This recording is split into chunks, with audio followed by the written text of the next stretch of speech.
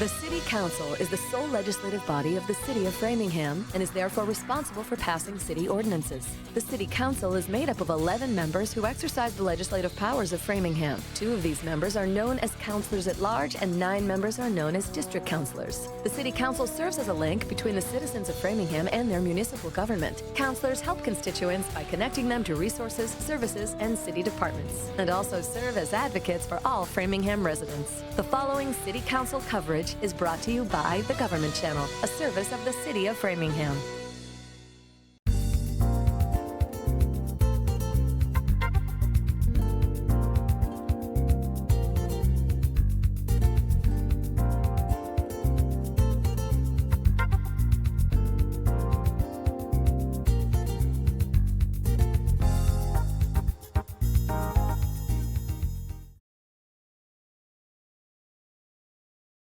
And I will call this meeting of the Framingham City Council to order.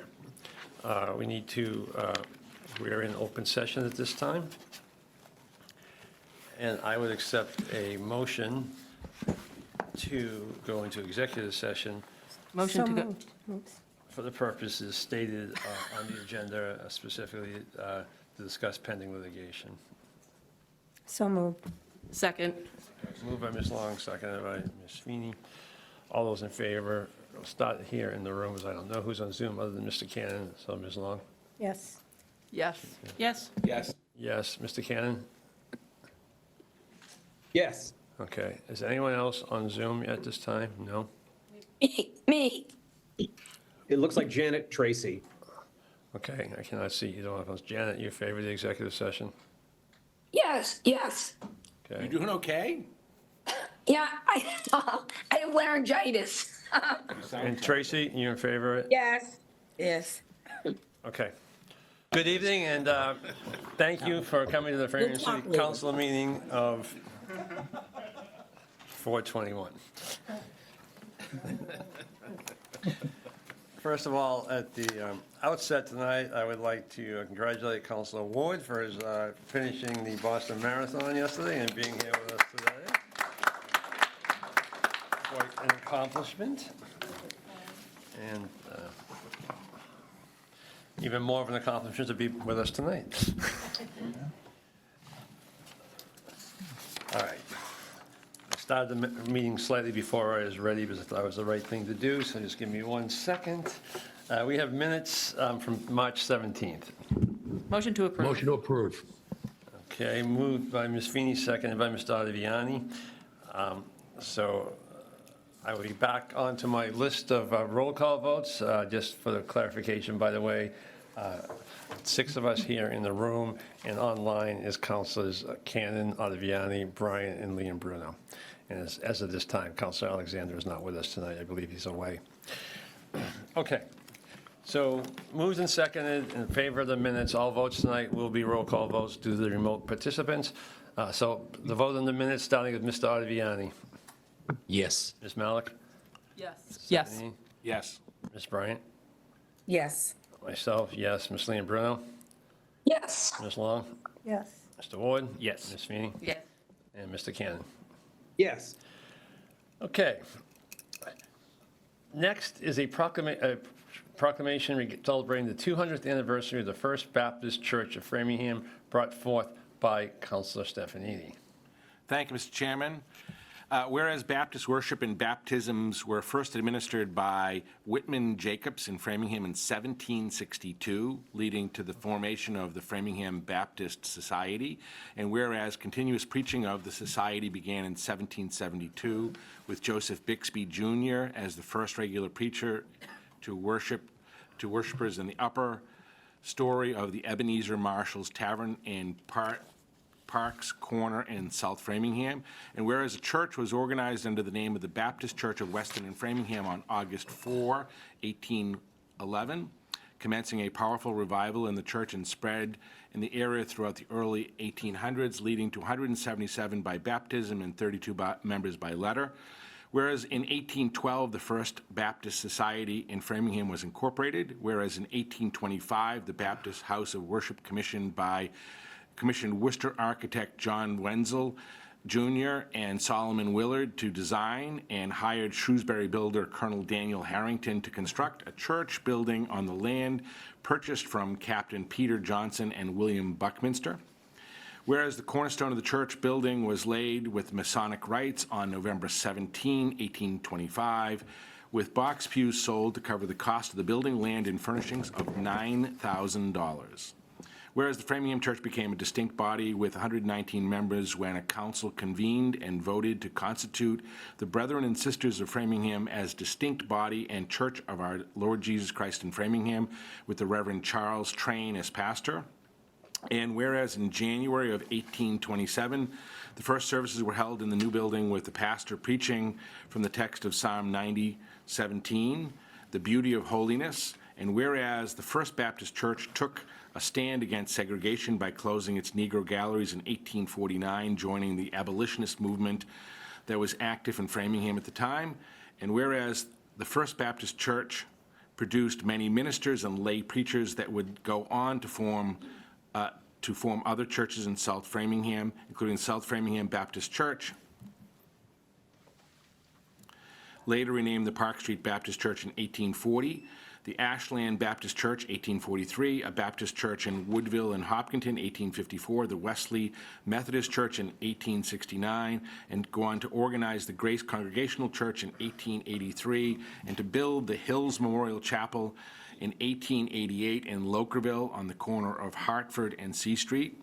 And whereas the Park Street Baptist Church, which later merged with the First Baptist Church, voted to become a welcoming and affirming church in solidarity in 1996, and whereas the First Baptist Church continues to serve as a vital spiritual and community anchor for residents of Framingham and the surrounding regions. Now, therefore, the mayor and council of Framingham hereby congratulate the First Baptist Church of Framingham on this remarkable milestone of 200 years of faith, community, and service, and urge all residents to join in celebrating this historic institution and its enduring contributions to the life of our city, signed by our mayor, our council, and attested to by our clerk. The Honorable Reverend Robin is with us here this evening. If you would come forward and accept the proclamation from our mayor. And while she does that and they take a picture, this is not in my district, but I spoke to the counselor who's in the district and asked if I could offer this. This is the church that I grew up in. I grew up in the Park Street Baptist Church. And my brother is still a very active member of this parish. And they're all still praying for you. Thank you. Thank you, Tracy. And by the way, the church on Lokerville was the location of the Greater Framingham Community Church at one time. It's a great spot. Can I Just just take a say picture that of I Yes, we need to died take that I that. could not be there to celebrate this moment that is so replete with history and, like as John said, a spiritual leadership and community service, right? For Framingham that spans back so many generations and continues on. So I'm there in spirit, and I celebrate you, as does all of the community of faith. Great. Thank you very much. Thank you, Reverend, for joining us tonight to get the proclamation, and I think we're in good shape. Anybody else? Great. Next, there's a proclamation regarding Earth Day. We don't have anyone here. Ms. Malik.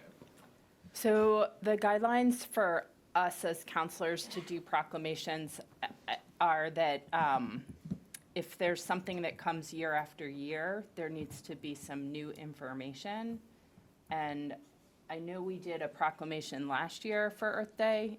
I don't recall if we did it 2 years ago. I meant to look it up. But to me, there's not new information here, and I don't want to get into the habit of doing a proclamation. I just think it sets a bad precedent. Mr. Stefanini? Thank you, Mr. Chairman. I think that is a fair articulation of our rules, which is designed to have repetitive folks come in so that we would have some way to deny it. But there's nothing that prohibits the council, when it sees something that is worth celebrating and cherishing, for us to have a vote to do that. So I would move that we adopt this resolution. Second. Okay, who seconded it? I'm sorry. Me. Oh, I was looking the wrong way. Couldn't tell it was coming from the TV or the room. Anyways, okay. Keeping you on your toes there, Mr. Chairman. I'm trying, Mr. Ottaviani, but, you know. Is there any further discussion regarding the motion to adopt? Yes. Go ahead. Is this a proclamation or a resolution? Probably a proclamation, correct? It's with the mayor, I believe, so yes. It's a joint proclamation. Okay, and so the motion is that we, for Earth Day, that we allow it to do a proclamation every year? Is that what or? No, it's a specific proclamation for Earth Day. I think Ms. Malik accurately points out that it may seem to be in somewhat contradictory to our policy. And Mr. Stephanie is suggesting that due to the nature of the event, that the council reserves the right to override those rules, and he's moved that the rules not be overridden, but I don't want to speak for him, but despite the rule, that we adopt this particular proclamation as our right to do so, to celebrate the particular community event.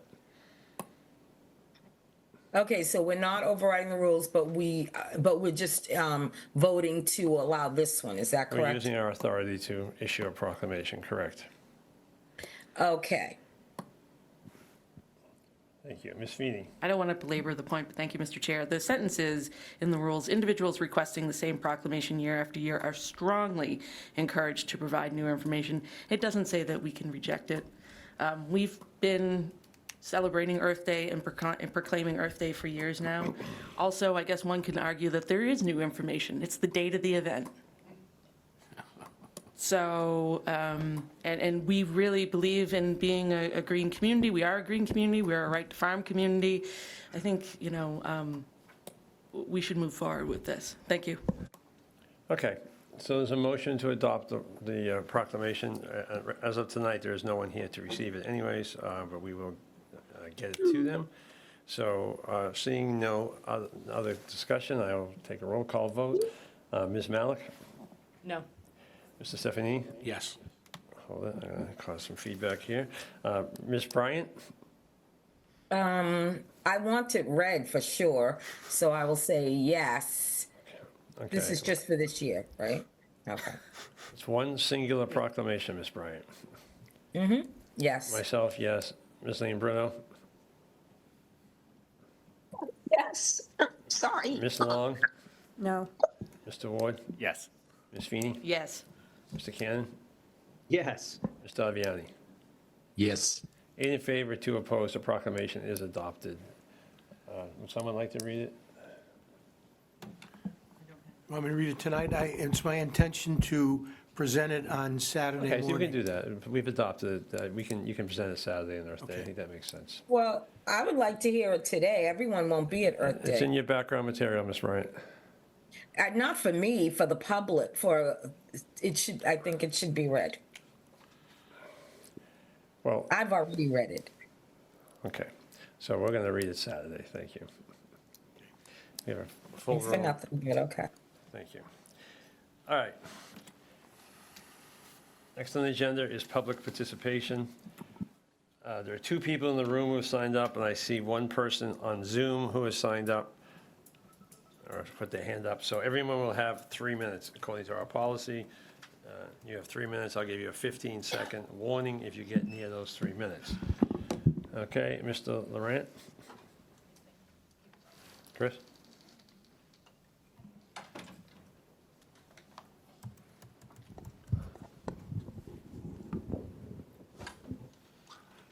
Thank you very much. Christopher Laurent, I live at 1575 Concord Street, apartment A308, Saxonville Village. Opposite my building is a very nice hall that is being renovated and built. And I'm here to talk on the walk light on Concord Street in front of the buildings.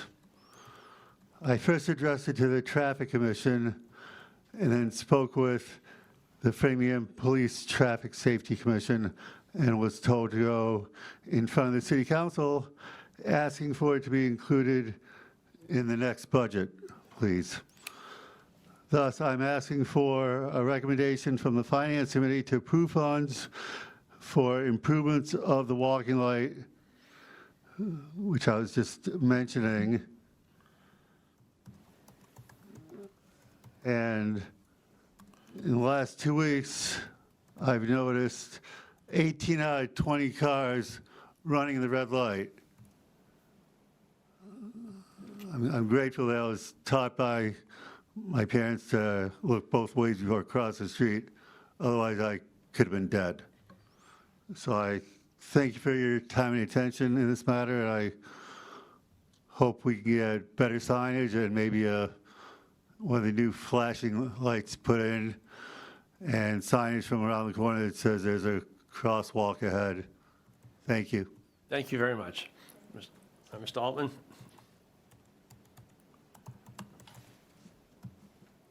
Thank you, Phil Altman, 266 Waverly Street Apartments. I just want to make a quick case against a new parking garage on 97 Franklin Street. Downtown Framingham is thriving, walkable, safe, clean, and Chairman? attractive. Yes, thank you. Excuse me, thank you. Point of order, that's a good point. Mr. Altman, this item is on our agenda tonight, so I have to ask you to wait and speak to it when it's on the agenda, okay? Oh, I can't say it real quick Right, in a in minute public, and a half. right, in public participation, we don't allow public participation on items that are on the agenda. Okay, what time will that be discussed? Well, it is what number is it? Number 11? Oh, Okay. Yep, number 11. yes, number 11 on the agenda, thank you. Okay, next in public participation from Zoom, Mr. Bloomfield. Go ahead, Mr. Bloomfield, you have 3 minutes. Mr. Chairman, can you hear me? Yes. Thank you very much. You know what's coming? Much higher city taxes because you have not handled the issue strongly enough. Your considerations only go so far, and oh well, it's off to the next meeting on a different subject.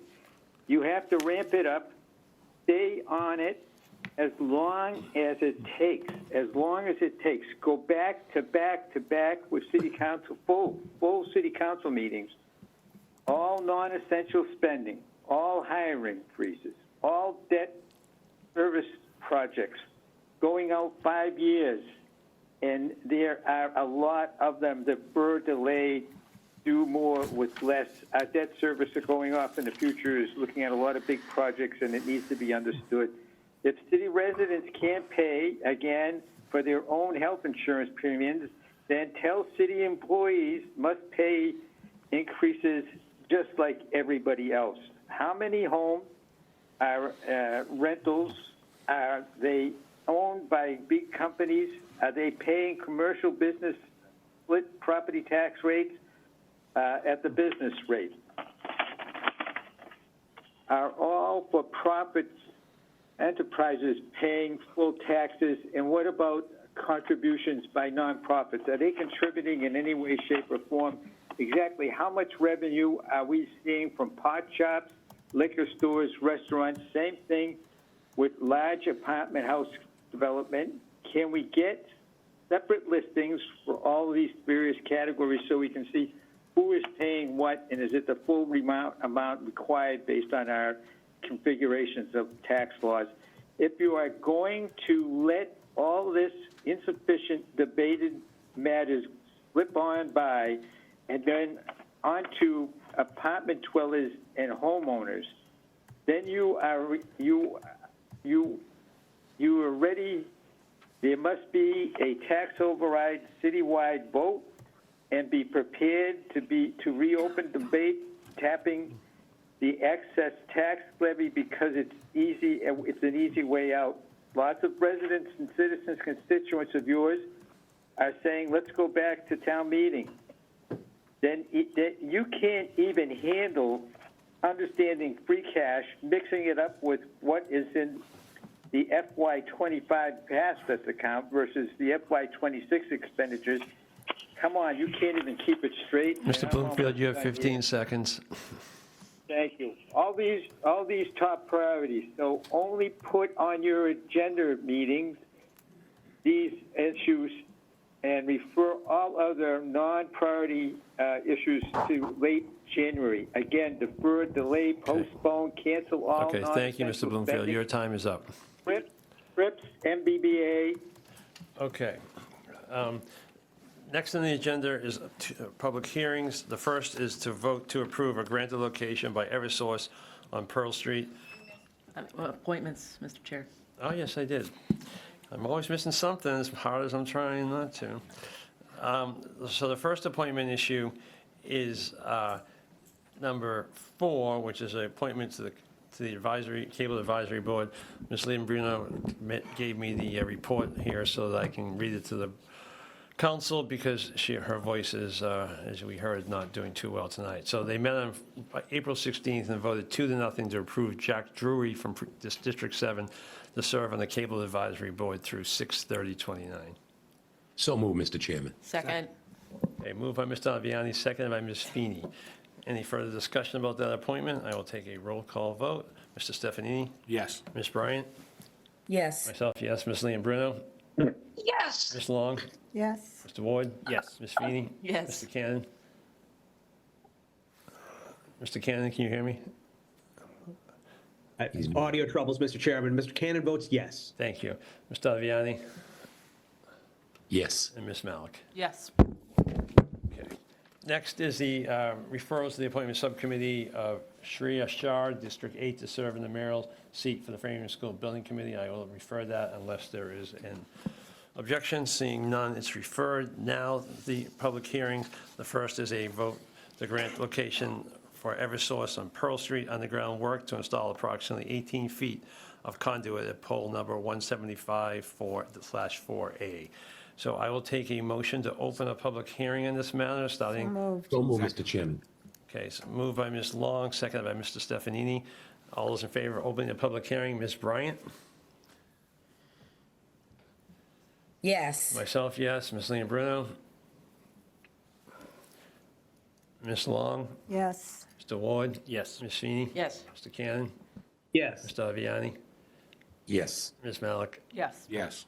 Okay, so that is unanimous. Mrs. Liam Bruno stepped out for a moment. Okay, is there anyone here from Eversource to discuss this issue with us? What's that? Should be somebody online. I know, I don't see anybody online immediately with their hand up, so if someone from Eversource is online to discuss this, could you, here we go. No, that's Mr. Bloomfield, we've already heard from him. The 6564 number. It's Chris. Oh, that is, very close to Mr. Bloomfield's number, okay, I hope. Mr. Bloomfield's working for Eversource now. Yes, let's see.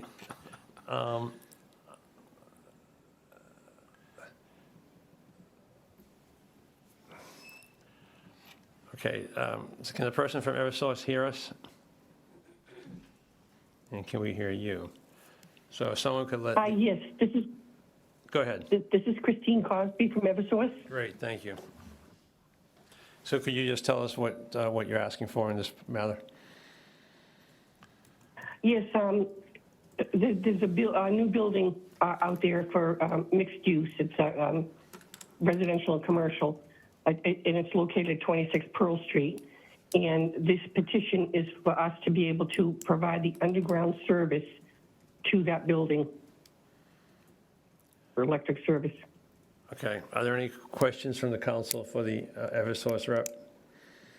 Seeing none, are there any comments? This is a public hearing. Seeing none, I'll make a motion to approve it. Second. okay, moved by Ms. Long, second by Ms. Stefanini to approve this. All those in favor, we'll start with myself, yes. Ms. Liam Bruno? Yes. Ms. Long? Yes. Mr. Ward? Yes. Ms. Feeney? Yes. Mr. Cannon? Yes. Mr. Aviani? Yes. Ms. Malik? Yes. Mr. Yes. And Ms. Bryant? Yes. Okay, so that is approved. Do we need to close the public hearing? That is a good question. I was pondering that question myself. It seems kind of like, right, what's that? I feel like the vote closes it too, so I'm going to say no, because I don't want to take superfluous votes, and I don't think we need to. Number 7 is vote to approve a granted location request by Eversource and Verizon to install one new pole at 175/480 on Pearl Street. I move we open the hearing. We can open it, right? Yes. Okay, so, Read the note. I know, I read that, I'm up to date on that. So it's open, is there a second? Second. Okay, all those in favor of opening the hearing? Ms. Leon Bruno? Ms. Long? Yes. Mr. Ward? Yes. Ms. Feeney? Yes. Mr. Cannon? Yes. Mr. Aviani? Yes. Ms. Malik? Yes. Ms. Tiffany? Ms. Bryant? Yes. Myself, yes. Okay, so this is also open, I'm sure it's related, but the issue we have here is that Verizon has not yet paid its fee to the city for the pole work. So, given the fact they have not paid the fee, this was advertised, I want to give anybody an opportunity to ask any questions, or if someone happened to come for the public hearing to make a comment about it, but we've been asked not to vote on it until the fee is paid. Mr. Chairman, Yes. can we vote on a condition on it being paid? No, No. I asked that earlier. Okay. Told no by the clerk. Okay, so, Mr. Chairman? Mr. Aviani.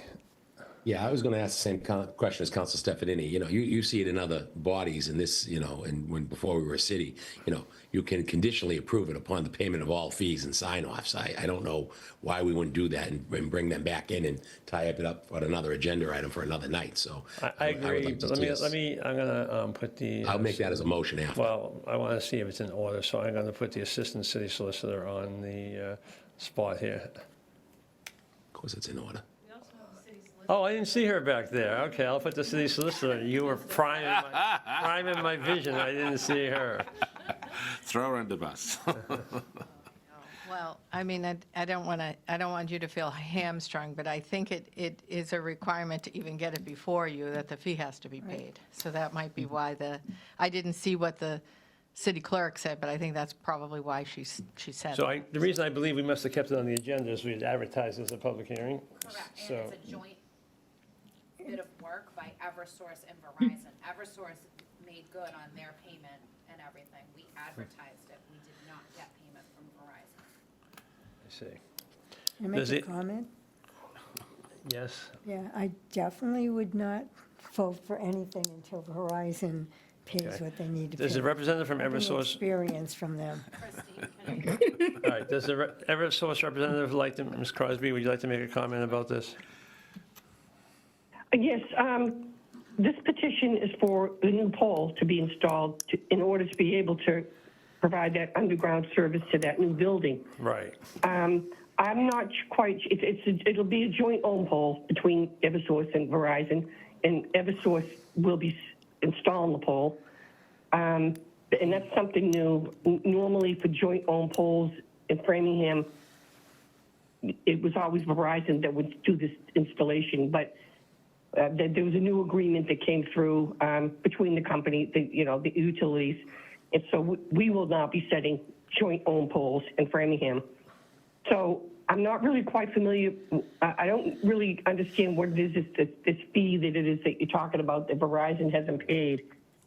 Is it the $300 fee for the petition application? Apparently, that's the fee, yes. Oh, okay.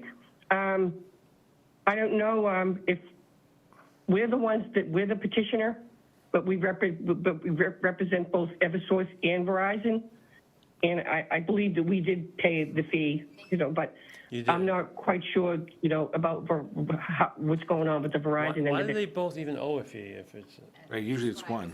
what's that? It's usually one. It doesn't make sense they would both owe a fee if Eversource has made the fee.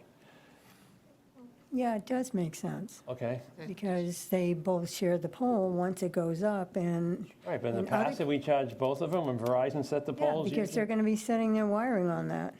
Right, but that's all, they've always shared the pole, tops of the poles, but in the past, when poles, and this is news to me tonight, but in the past, when poles have been set in Framingham, Verizon has set the poles. So now that if Eversource owns this pole, maybe that's why Verizon hasn't paid. Ms. Crosby, is that accurate that Eversource is going to be the owner of this pole? So like in the future, if this particular pole fell down or whatever, Eversource would be the responsible party?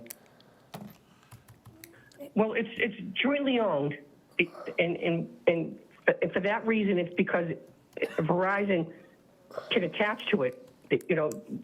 But as far as installing the pole, it would be Eversource that would be installing it, and if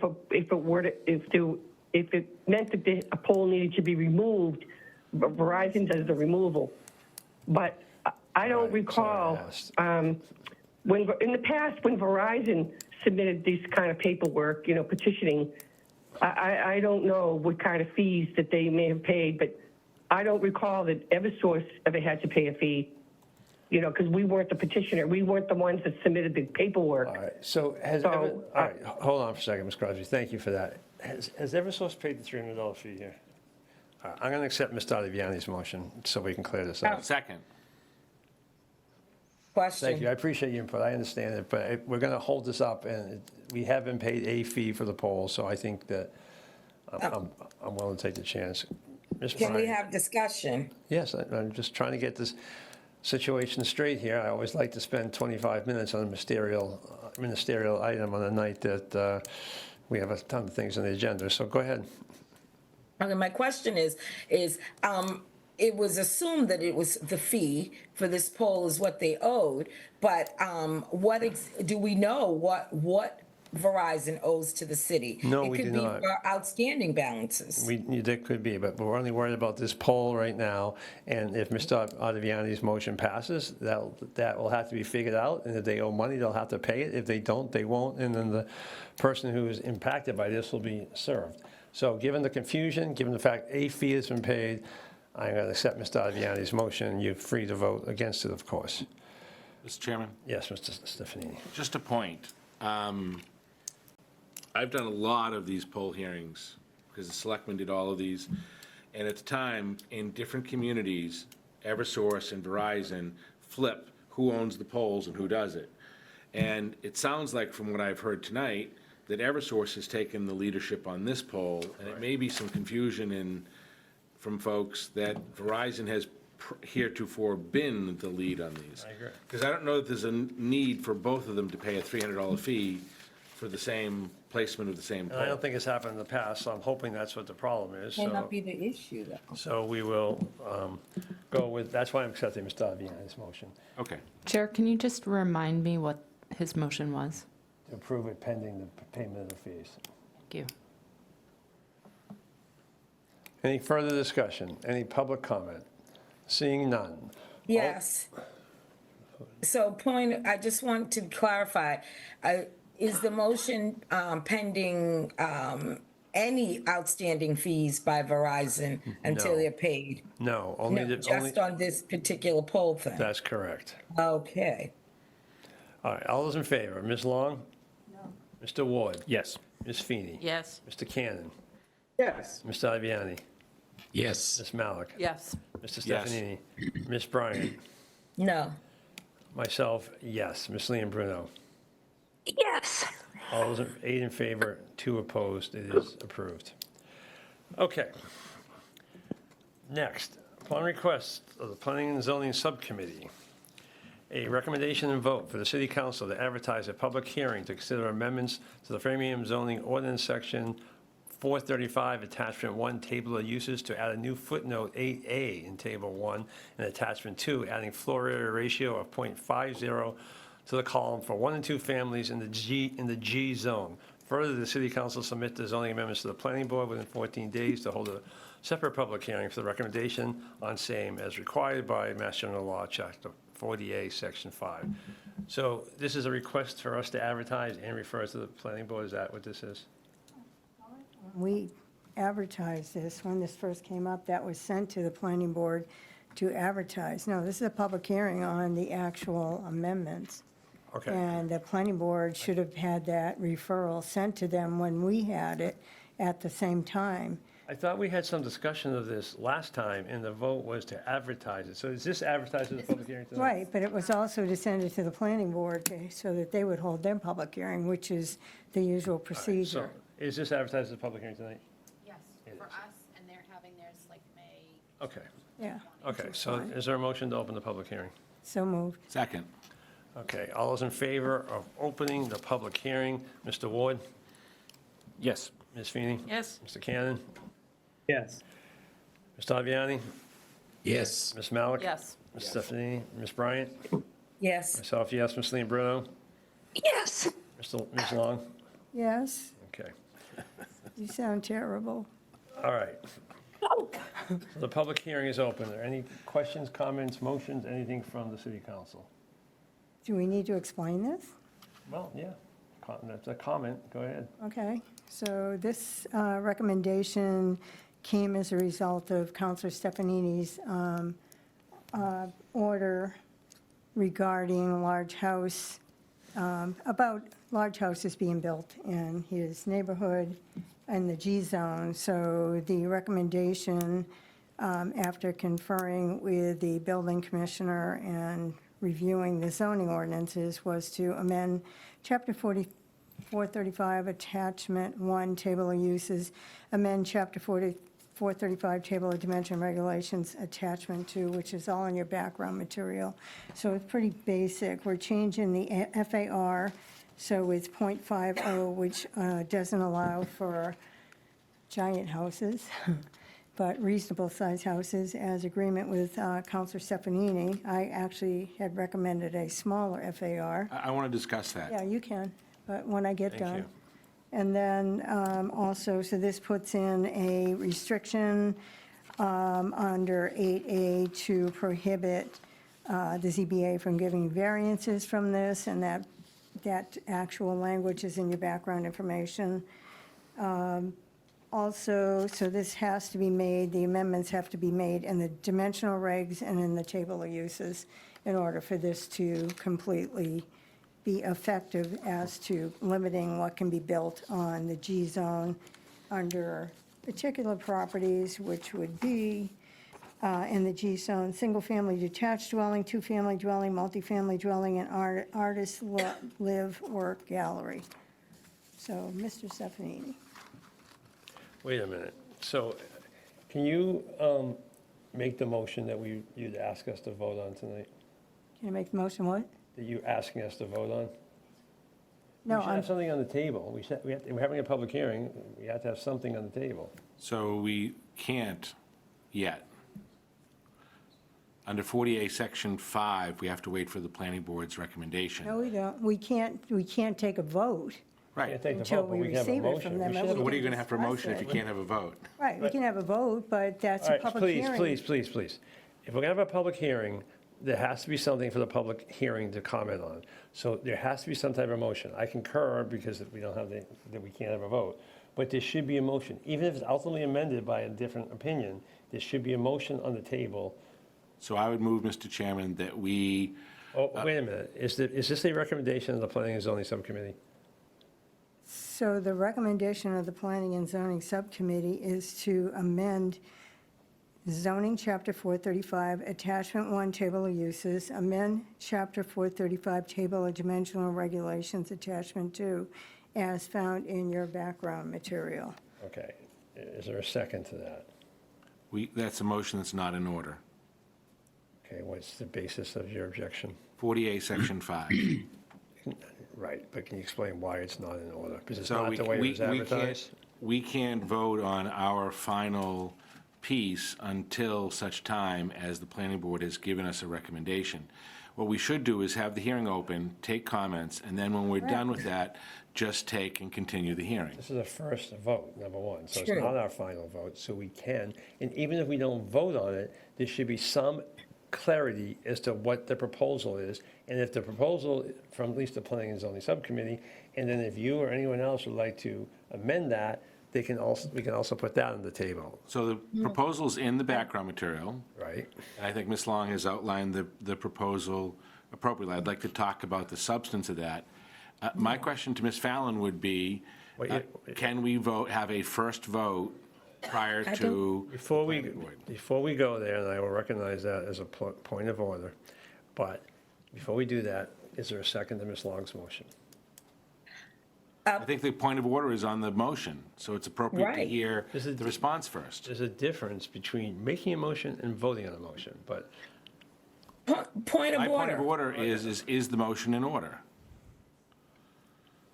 Right. If it is, I'll second it. go ahead, Ms. Allen. This is my recommendation. You don't have the ability to take a vote this evening. What your public hearing is on is what was advertised as the proposed changes, which are in the agenda and were in the public advertisement. So you can definitely open your public hearing and hear input on whether or not those changes should be made. But you have to wait till the planning board has its public hearing and then send you the report or. Well, this is only a first vote, so it's not a final vote. Point of information. No, not right now, Ms. Bryant. This is not a final vote, so we're going to have to go back 2 other times after this? And I object. Ms. Bryant, Well, the thing is, Ms. Bryant, you are not recognized. We're trying to resolve a point of order here with the city solicitor. Please. Yes, that's correct. You have to wait on a vote. You have to wait to vote. Whether it's your first or your second vote, you have to wait on that and then come back. That's correct. Okay. So, Ms. Bryant, is there a point of order? well, the question is. Is there a point of order? Yes, a public hearing, we can hear discussion without motions Yes, thank you. being made. Okay. So if the city solicitor states we should not have a motion on the table, it seems a very odd setup to have a public hearing, but just anything we want to talk about? So can I make a comment on that? As the Chair of Planning and Zoning and former Chair of the Planning Board, it's very typical when you open a public hearing to discuss what the matter is in front of you. You don't- Well, I know you're You saying. have you have 65 days to Right. take votes, so typically you never make a vote on a first public hearing opening. It's to solicit comments from the public, solicit comments from the council, whoever else wants to make comments, and then decide whether you're going to. I'm trying to focus on what we're Yeah. commenting about, but we Okay. won't comment about what you, so I guess we'll take comments. Mr. Stefanini.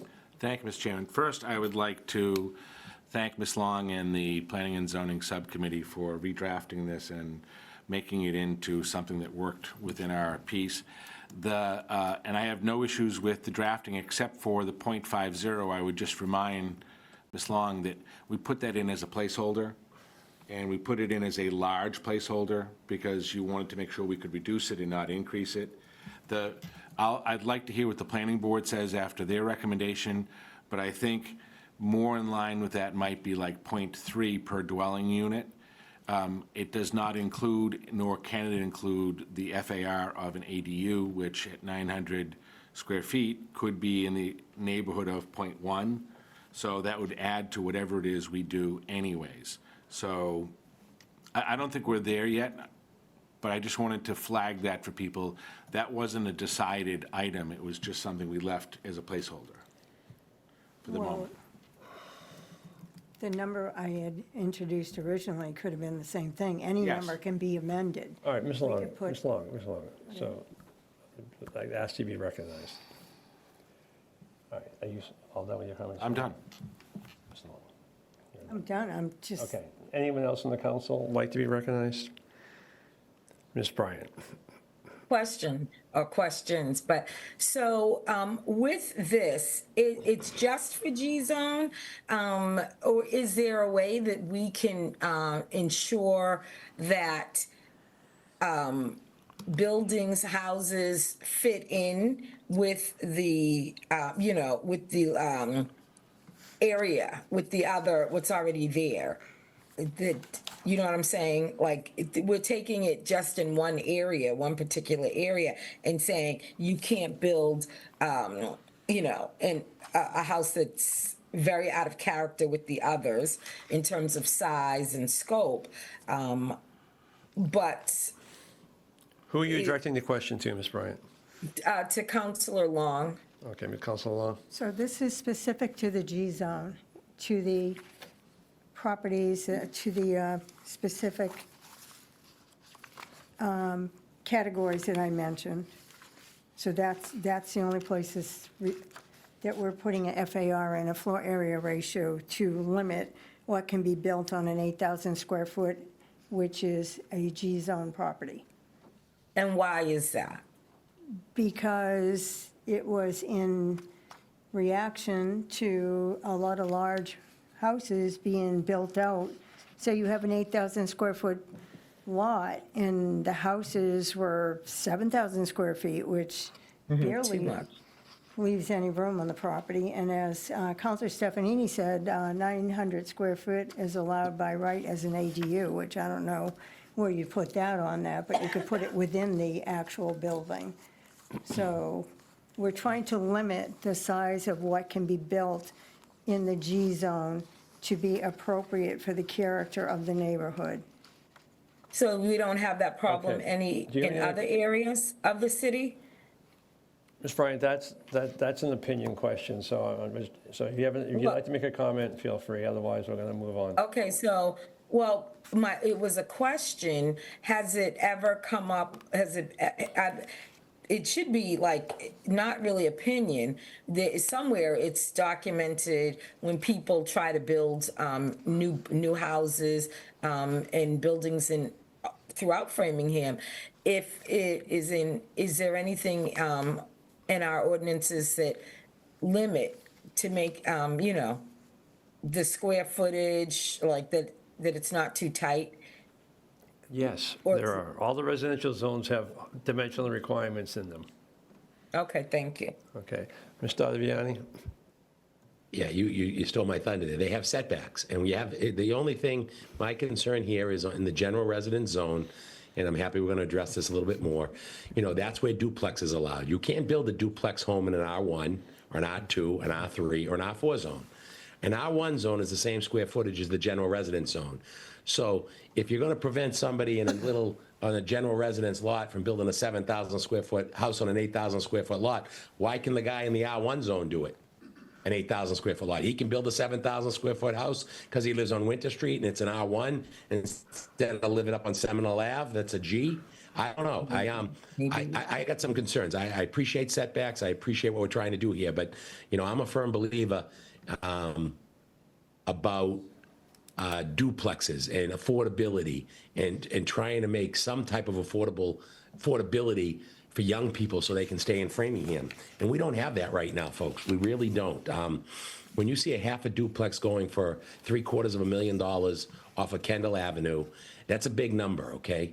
And if you want to build a duplex like up at Clarks Hill or like the old Italian neighborhood over there by Tripoli and Cobenville, and you want to build 2,100 or 2,200 square feet, and you have a third floor walk up, but the house is still only 35 feet. It's not a 40-foot house. It's a 35-foot house, like R1. It's not looking to build a 40.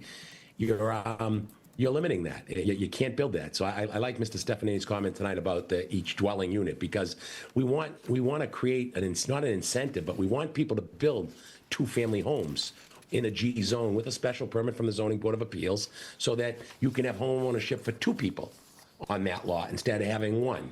And that's the only way you're going to make housing somewhat affordable for somebody trying to enter this marketplace in Framingham. And that's all I have to say. Thank you, Mr. Chairman. Anybody else that wants to comment for the first time?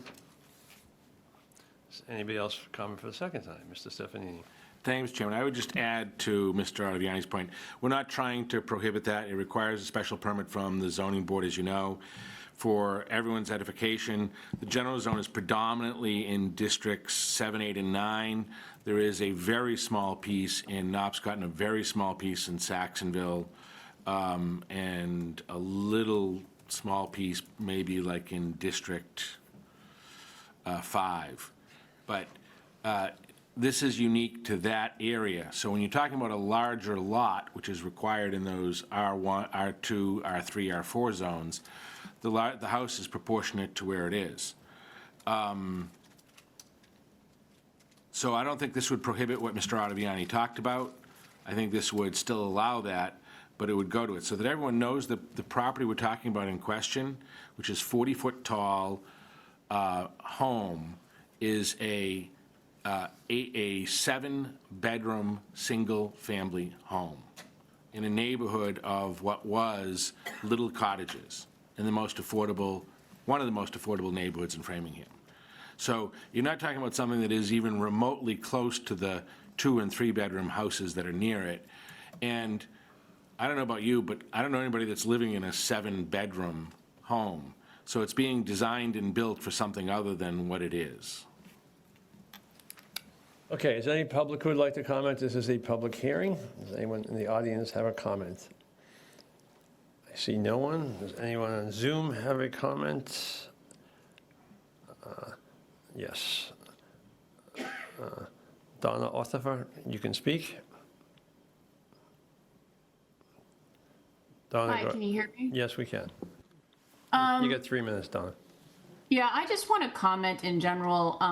I have been listening to a lot of these meetings about zoning and housing and what's appropriate for a neighborhood and what isn't appropriate for a neighborhood. And the one thing that actually disturbs me is that we talk about it as this district counselor's neighborhood or that district counselor's neighborhood, or this neighborhood should just suck it up or not complain. And that's not really the point of zoning. The point of zoning is for it to make sense for all of Framingham. And I have to say, I haven't appreciated the comments about Knobscott. I do say that I live in District 1, but the project in Salem End was not appropriate for that neighborhood. And I went and spoke about that. So I'm hoping not to hear about this district and that district. And it needs to be a total plan that looks at the entire city and looks at the neighborhoods where these developers are trying to cram in big developments that are not appropriate. So I hope that you take that into consideration. So thank you. Thank you, Donna. Ms. Bryant? So then the other question, so now the question I had, which I kind of almost forgot it. So you talked about the duplex houses. Oh, I know what I wondered about. So in reading all of the material, it seems like that, say, a developer that wants to build a very large house on a small, for the parcel size that doesn't fit with the neighborhood, that previously he would have been able to go, or she, to the zoning board of appeals, and they would make the decision. And now the amendment seems to take away some of the zoning board of appeals power, but then leave a lot to the planning board in terms of discretion on these individual items. And might the public see that as like not clear enough boundaries? So if Christine or John could answer that and clarify that for me. Ms. Long. What's the question? I don't understand the question. The power that the zoning board of appeals used to have to override some of the regulations to allow things, right, for the appeals.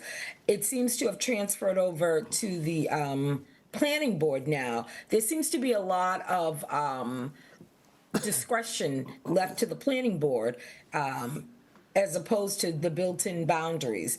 And is that not the case? Or is it? So the answer to that question is not the case, because the planning board has certain jurisdiction as the special permit granting authority and authority for site plan review, as opposed to the ZBA, which is a appellate board. It has certain rights under the law, under 48.5, to take on dimensional variances that are requested by applicants when they come in to overturn, by appeal. So the reason that there is a caveat in this and under footnote 8 in the table of uses is so that the ZBA is not allowed in this case to overturn the, what's in the ordinance. Okay. Thank you. All right, seeing no other comments, I will ask for a motion to postpone, keep the Well, public hearing. just continue it to the next available date. Right, and Ms. Kelly, Second. right, but when's the date? Next meeting, Don't we have to continue after we get the planning? Right, do we know when the planning, they're meeting May Yeah. May 21st? 21st or something like that, What's our first meeting in June? June 2nd. Oh, I'll take a motion to continue it to June Motion to 2nd. continue to June Second. 2nd. Second. Okay, all those in favor, Ms. Feeney? Yes. Mr. Cannon? Yes. Mr. Aviani? Ms. Yes. Malik? Ms. Malik? Yes. I had a comment. Oh, So- taking a vote, so, No. Yes. Ms. Bryant? Yes. Myself, yes. Ms. Lean Bruno? Yes. Ms. Long? Yes. Mr. Ward? Yes. It's 9 in favor, 1 opposed. It's continued to June 2nd. Okay, next is the continued public hearing upon this, on Eagle Rock. Who is here today for Eagle Rock? Okay, so Eagle, if you want to come up and sit at the table, introduce yourselves, I would take a motion to reopen. To reopen the public hearing. I believe Attorney Garahan is online virtually. Okay, Second. okay, so it's moved to reopen the public hearing, or open the continued public hearing for this evening. If the Zoom administrator can promote Attorney Garahan. All those in favor, Mr. Cannon? Yes. Mr. Aviani? Yes. Ms. Malik? Yes. Mr. Stephanie? Yes. Ms. Bryant? Yes. Myself, yes. Ms. Lean Bruno? Yes. Ms. Long? Yes. Mr. Ward? Yes. Ms. Feeney? Yes. Okay, that's unanimous. The public hearing is now reopened. And gentlemen, you want to introduce yourselves, and then there's Ms. Garahan on the screen. Hi, everyone. Excuse me. This is Jim Hausman. I'm the CEO of Eagle Rock Advisors. Eagle Rock is the owner of a parcel of land that we'll be talking about tonight. Thank you for seeing us. Thank you. I'm Tyler King with CHA Consulting, the civil engineer on the project. Okay, Ms. Garahan, are you going to start here? Yes, Mr. Chair. For the record, Kathy Garahan from Bowditch and Dewey with Eagle Rock. And we wanted to thank you very much for meeting with us again. And before we start, I wanted to thank each of you for your kindness towards me during my previous meeting with you earlier this month. It's very good to see you again. It's good to see you. Welcome back. Thank you. Thank you. If it makes sense, I'll go ahead with, I don't know if my co-presenters had anything to say first, or? No, they they'd like- indicate no, so go ahead. Okay, good. We wanted to first update you on what's happened since the last time we met.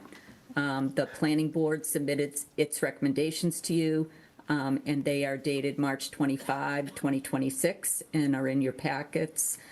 We did not submit written comments to the planning board's recommendations, but are prepared to discuss those thoughts and suggestions as you wish. I wanted to point out quickly under Mass General Law 40A, Section 5, you cannot vote until either the planning board submits a report with its recommendations or 21 days have elapsed since the planning board hearing. By either calculation, you're now in a window where a vote could occur. Since the last meeting, we worked with the chair of the Planning and Zoning Subcommittee on refining the Memorandum of Understanding, or MOU. Although that is not part of the zoning change process under state law, the MOU has been on a parallel process, both with the subcommittee and now with you.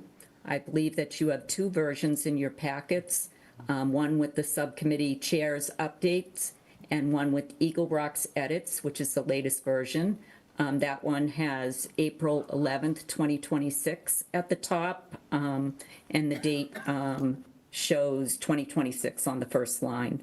The owner also wanted to let you know that it invited a local multifamily builder to visit the property since we last met with you to give some preliminary and informal input.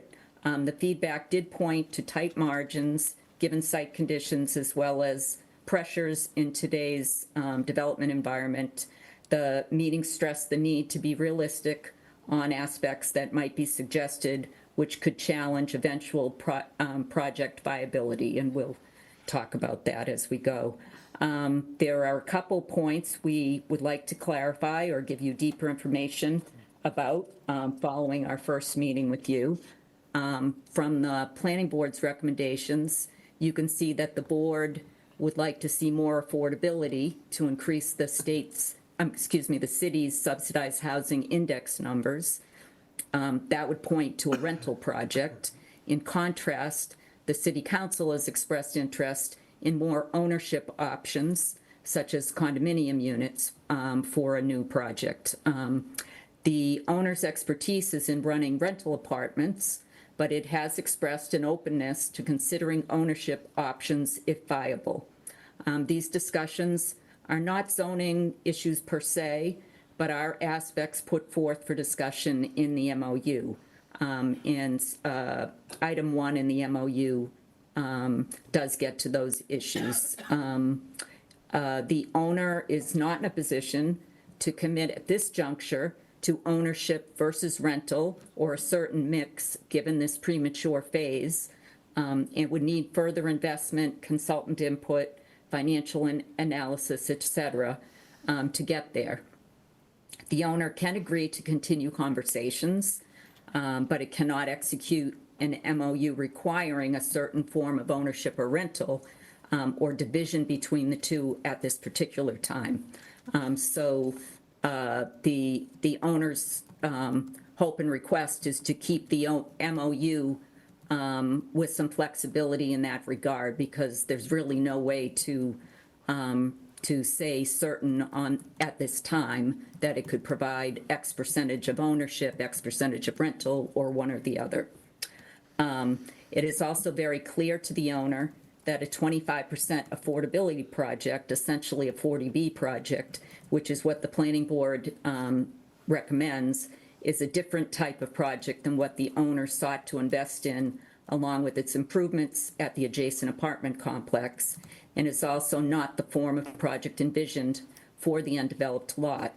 The original MOU version had an incentive for ownership, and that's section 1B of the MOU, if you're looking at that document. And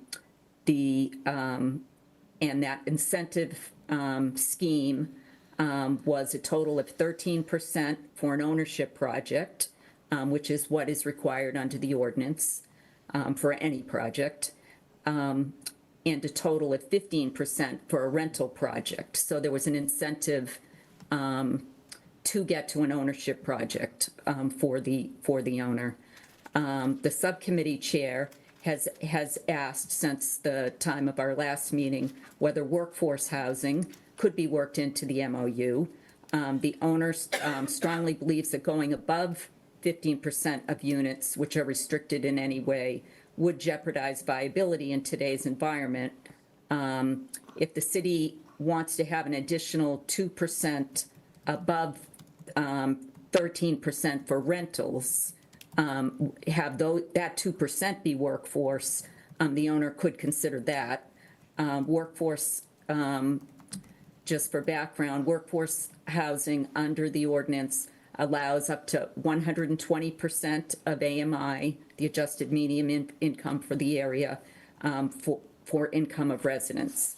One option could be to split the workforce housing into half, being up to 80% AMI and half up to 120% AMI, and have the restrictions that go along eventually to be recorded against the developed property.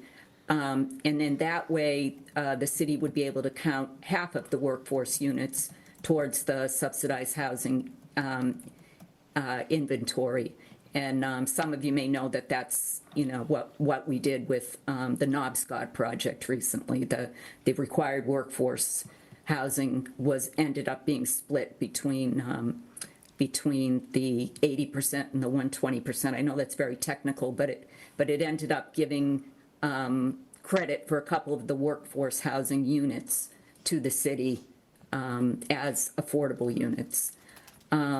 However, because ownership units are more expensive to develop, the owner does not see being able to provide additional restricted units above the total of 13% as the ordinance requires.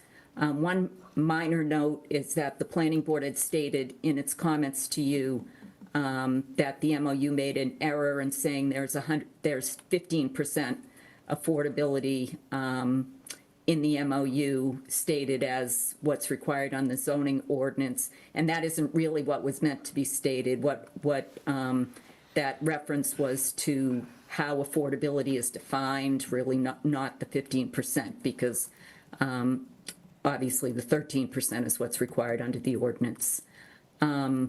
So that sentence may need to be further wordsmithed if, when we talk about that. Additionally, the owner is not able to commit to an affordability restriction on its existing apartments as a condition of the MOU. And if the city were to impose that, the owner could not proceed with the project. It's simply not free to make such a commitment due to its financing, and it is not speculative to believe that such a springing future condition on a separate development would limit future financing options and change the model of where the company has been going with its property improvements. It would be a severe imposition that could compromise the future of the apartment community financially and how it's managed. To reiterate this a bit more, the owner has concern that the idea of increasing affordability beyond what it can reasonably handle could lead to a project that cannot proceed. And I don't think that's what any of us, want at this point after all the time that's been put into the zoning change. And that's whether it is now in the MOU or later in the special permit process. We ask that in working out language with you on affordability, that this concern is taken into account. The owner truly wants to cooperate, but it cannot offer to meet conditions that it cannot reasonably meet. We ask that that's really important for our discussion tonight. Both the planning board and the subcommittee chair brought up changes that they wanted to see in section 8 of the MOU. The owner does not oppose some modification to this section or the MOU continuing to have legal force, although I believe it is better legal and title practice to have documents merge once a special permit is granted. The owner needs to have control over filing an application once it determines that it is able to proceed in its sole determination. It is not legally tenable for any owner to be required to file an application if it's determined that it can't reach a viable project. So it can't just be that it can't get approvals. It also, they need to know that they can have a viable project. To the extent that the council wishes, if terms generally agreed to tonight, the owner could work with the subcommittee and the city solicitor to finalize the MOU. One last item we did not discuss last month was the interaction of the B district regulations, the regional center or RC portion of the highway overlay district regulations, and the mixed use regulations. Essentially, we confirmed with the building commissioner that extending the B district, which is what the zoning request, the zoning change request is, with, to expand the B district on the zoning map. In extending that B district, automatically the RC Highway Overlay District extends because of the way the zoning ordinance is set up.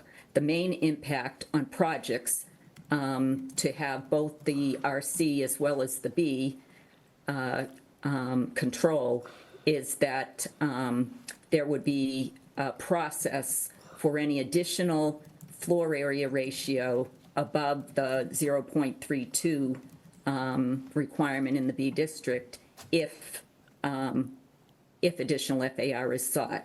For this contemplated project, that should not be an issue where the acreage is ample enough that FAR should not become a problem for this project. In the RC, requirements for minimum lot area, frontage, lot width, setbacks, open space, maximum height, lot coverage, floor area, and the dimensional requirements applying in the B district would apply to a mixed-use project. Should the city wish to encourage additional height for a project because of its topography, location, site features, or to limit lot coverage, height up to 6 stories and 80 feet is available in either the B district or the RC district, as long as the requisite distances from residential districts are met. Because the particular use, which is the impetus for the proposed zoning change, is a mixed-use project, the mixed-use dimensional requirements under Section 435-34 of the mixed-use regulations apply and override any other conflicting dimensional requirements provided elsewhere in the ordinance. And we confirmed all of this with the building commissioner, how these different districts interact with each other.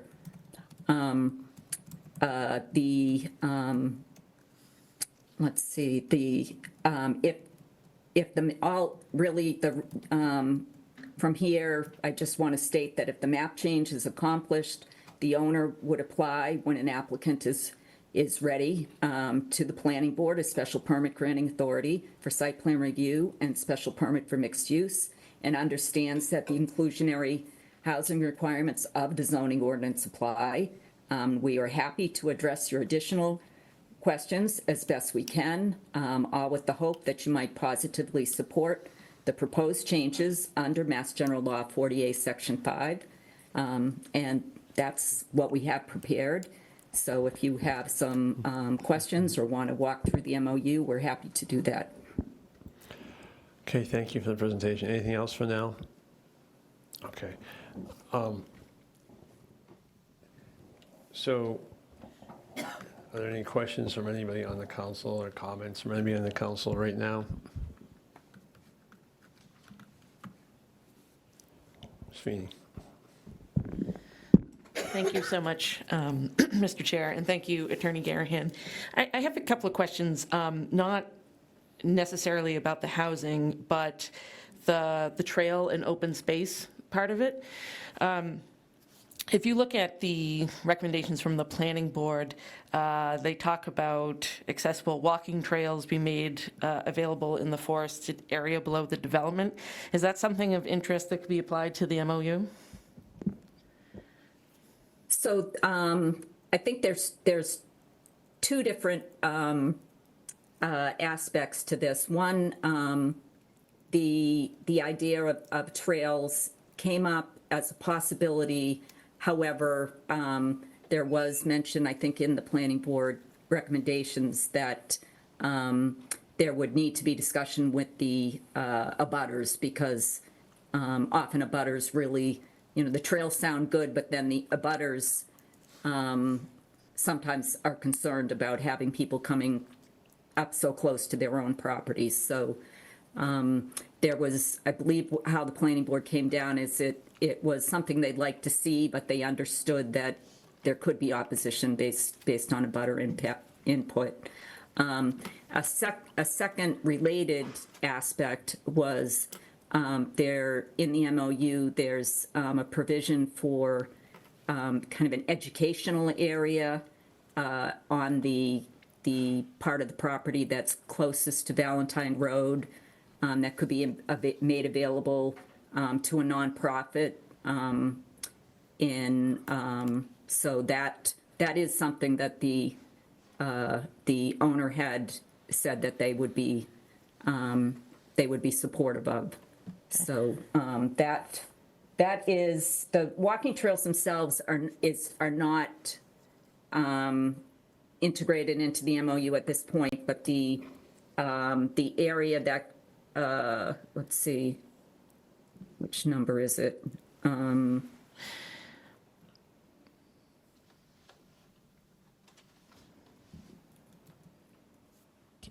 Can I just, in the MOU, at least the Sure. version I have is 1D. Thank you. You're welcome. Yes. Yeah. And just, That's one, yeah, that's the educational aspect. That would be just for follow up. school kids. Yeah. And so is there a reason why this land is not being put into conservation protection at all? And the second question is, have any conversations been happening with any potential nonprofit? And because it does say, subject to site suitability, well, what happens if a nonprofit does not find it suitable? If I may. Right, well, engineering needs to be done. I don't actually, did my client Yes, want to answer that? yes. Hi, everyone. This is Jim Hausman again from Eagle Rock. With regard to a conservation easement, which would be obviously a tax strategy, we have not explored that at this point. With respect to the nonprofit, that was a recommendation that we had heard from, I believe, a counselor, right, Catherine, who felt that that would really be very beneficial to the neighborhood. Please keep in mind that there is a significant grade to this property. And that's obviously going to be a very important consideration when we do come back to Planning Board to seek a special permit and how we're going to navigate. I have no problem putting in the MOU trails. I just don't want to put something in there that could be dangerous or, given the significant grade of the property. So if you wanted to put it in, for example, in best efforts or something like that, or we're completely okay with that. Thank you for that. Yes, that property is very challenging. I do understand that. I'm just looking to see, what happens if there's not a nonprofit there? What happens? What's the suitability? But thank you very much. Any other questions, comments from the board? Mr. Stefanini? Just a question. How are we going to resolve, so we can vote on a MOU? There are like 4 different versions and lots of different pieces. How are we going to resolve that so we can vote on that first and then deal with the zoning second?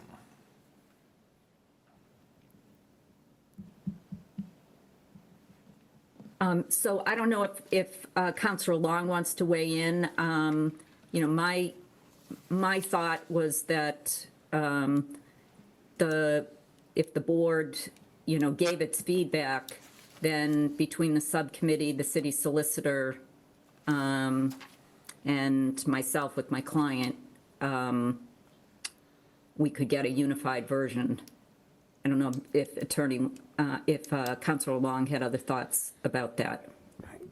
So my thought on that was, if I'm allowed to speak. Go ahead. Was that we need to take input from the council first before we can come up with a MOU that everybody agrees on, or at least we can get the highlights of that. And I have talked to our city solicitor about working with her and with Attorney Garahan to craft a MOU that would be amenable to all parties and bring it back to the council. Mr. Chairman? Mr. Stefanini? So I think between our last meeting and this meeting, we've had a lot of comments. I would be happy if you and the folks involved negotiated something out. I think Yep, it's the same as the there's a other lot of clear MOU. thoughts there. But these are, on some of the key points we talked about, there's no, rather than negotiating by committee, it'd be nice to have something I just want to make sure we incorporate everybody's comments. That way we come up with a final document. So I don't want to come back and then say, oh, we forgot this, or now I want to add this, and Well, I think if we have a close to final document, then it would become easier for us to make amendments to that close to final document as opposed to, which is kind of a, right. a document is swimming. Right, and one other comment regarding the wetlands on the property. Counselor Alexander had met with the owners of the property and walked it, and his suggestion was to have a science lab or some other public use on that property. So, because he thought that was a good idea. So that's where that came from. Okay, I'm going to have a comment, and I'm going to go to Mr. Ward, then to Mr. Ottaviani. So I appreciate the work that's going into this, and I appreciate the potential economic development that this brings to Framingham.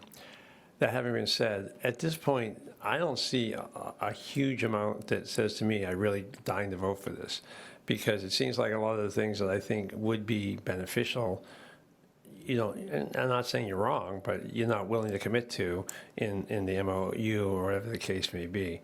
So I would hope that when we do that, some of these things that, best efforts or whatever, and this is no disrespect seriously towards you guys, but just being in this business over the years, when people offer us their best efforts, sometimes our result is not as good as if whether we have a much more specific description and agreement to those efforts. So that would be my concern. And as of now, I will let you speak in response. But as of now, my personal opinion on this is I'm not feeling terribly motivated. Go ahead. Okay, thank you. I understand. When this process began, frankly, we thought it was a pretty simple zoning change to put this parcel of 30-some-odd acres with a lot of wetlands into a zoning that allowed for the mixed use. Just for the record, there is no such thing as a simple zoning change in Framingham. I've learned. Then, probably a year ago, the idea of an MOU was put on the table. And we kind of understood we were sort of pre-negotiating use, affordability, a lot of things that would eventually come up when we go for special permit before the planning board. But we're open to it because that was, the idea is that people want to have an idea of what they're getting themselves into. As you said, best efforts isn't good enough, right?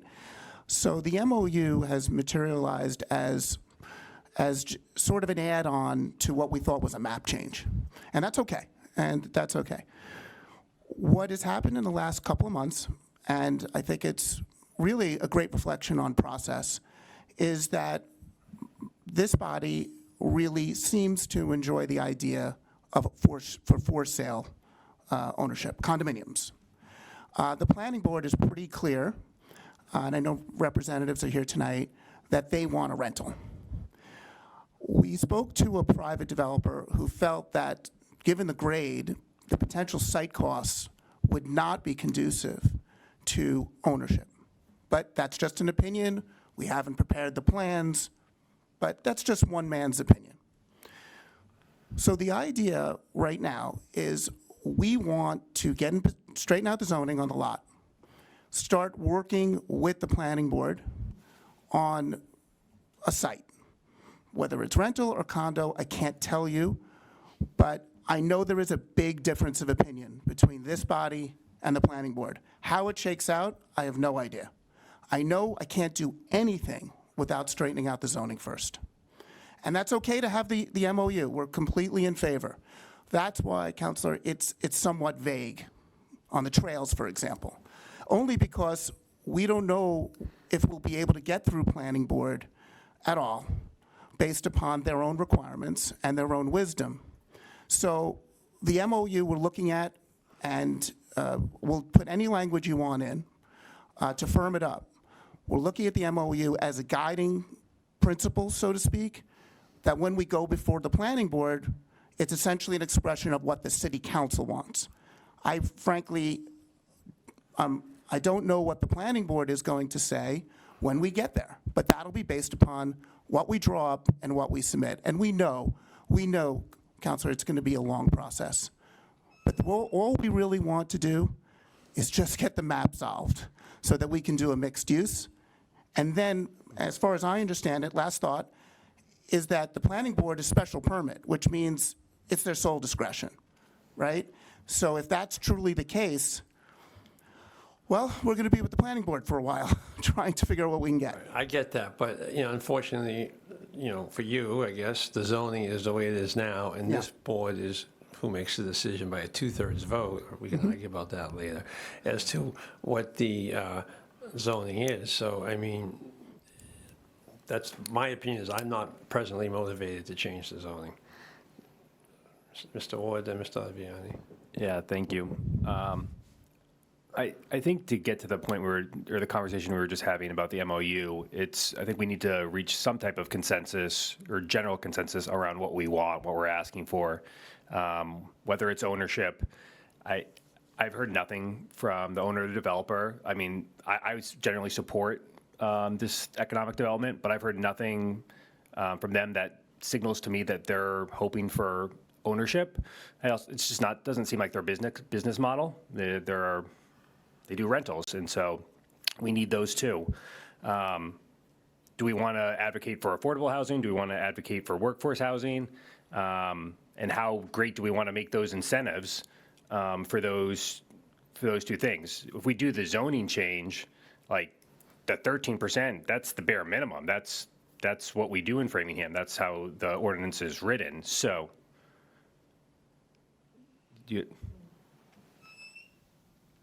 13%. That's what yeah. That's what he said. So please don't interrupt. Go ahead. So yeah, the 13% is the bare minimum if the zoning change was enacted. So if we want to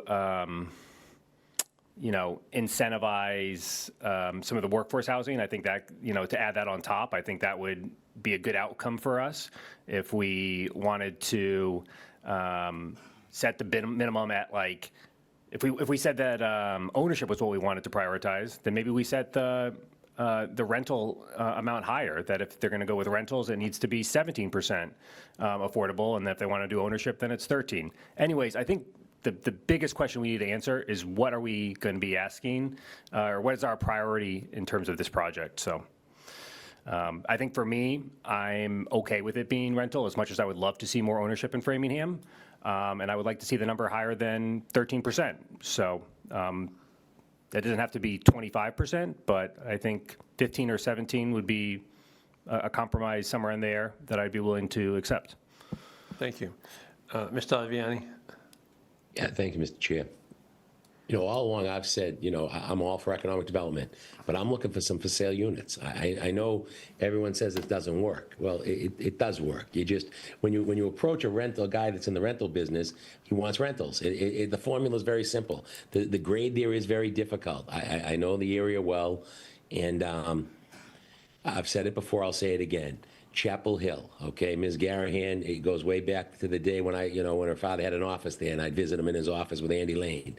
Pink tile, light green tile, light blue tile. That's what you get for a condo in Framingham. And those are under $400,000. Well, there's no reason you can't build them half that size and get $699 or $799, and people be lined up to buy them. So I know maybe you don't make as much money on a for sale unit, but this is where we make the zoning change, not the planning board. The city council makes the zoning change. And I know we're not sure if it's a 6 or an 8 vote, but whatever, we cross that bridge when we get to it. But when somebody comes in for a zoning change, that's where we have the point and we have the opportunity to negotiate. An MOU that has no teeth in it has no teeth in it, okay?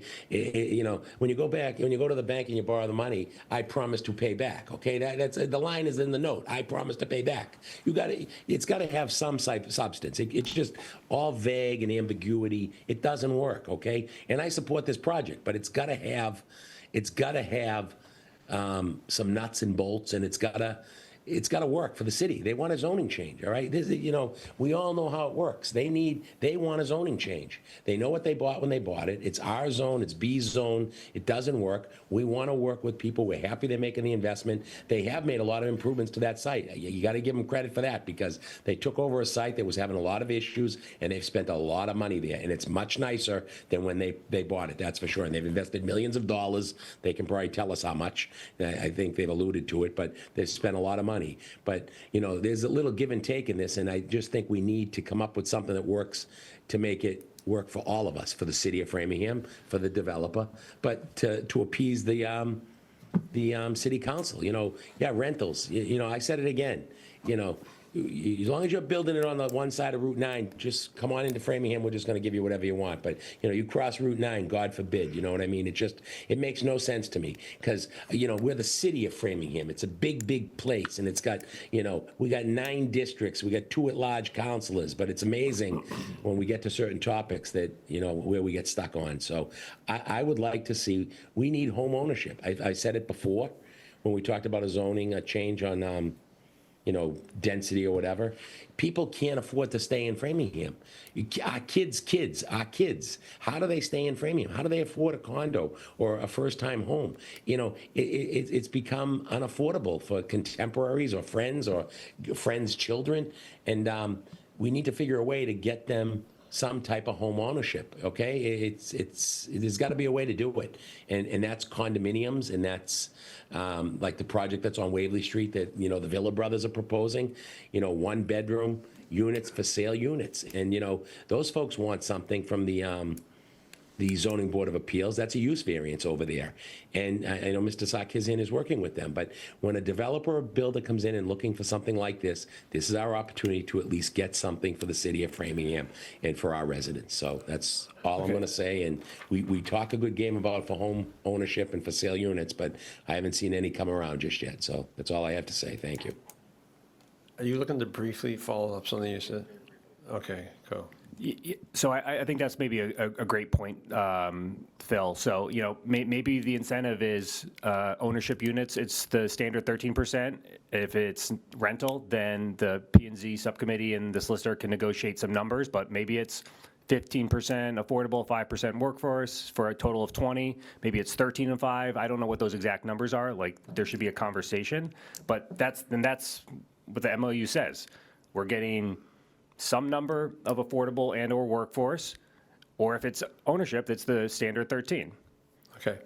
Briefly, because I want to get some other comments. I still have to go to the audience, and we still have a couple of counselors. Okay, so I'm sorry. Thank you, Phil. That is exactly the genesis of the MOU. Was the idea that we heard loud and clear that the preference was for condominium ownership. Secondly, to your point, we are operators of multifamily housing, correct? But we've owned many, many condominiums.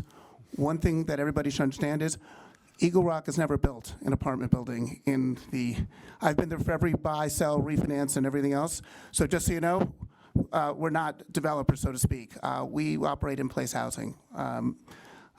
Again, we thought this would be sort of a map exercise, and it's become a development.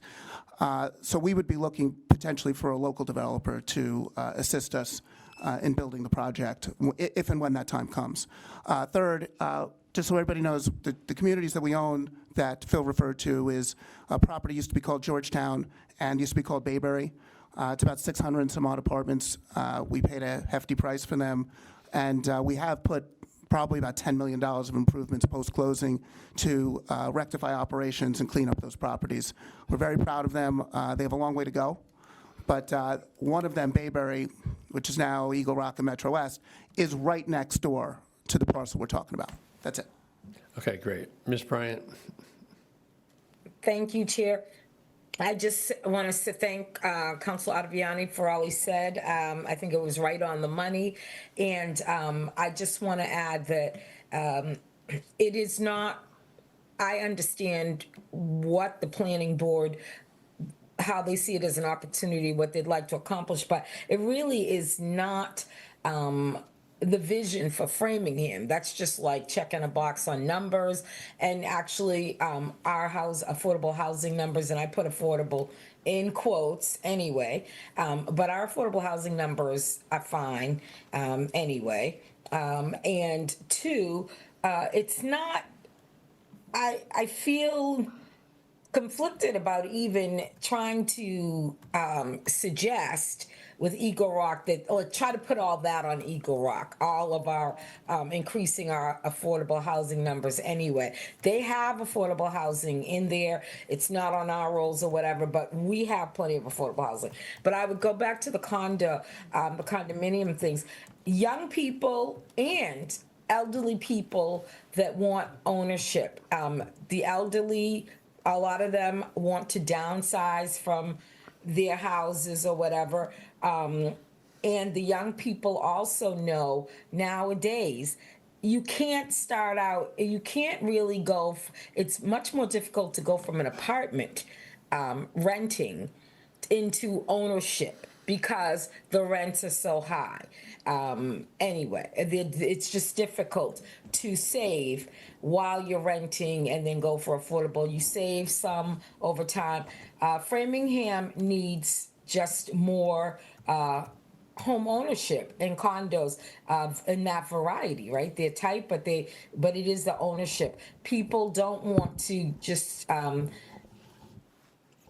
people want some condominiums. They don't want their money all going out. And for the elderly who have owned their own homes, they definitely don't want to go from owning their own homes into renting. They want condos. So I just, Phil said all the details just right, I think. So we need to look at our vision for Framingham. And the workforce housing Brandon mentioned, we don't have enough about that. I wouldn't mind. I would want our Economic Development Corporation and all that to focus a little more energy on Route 9 and Route 30 anyway. And then there would be a greater need for workforce housing over in that area.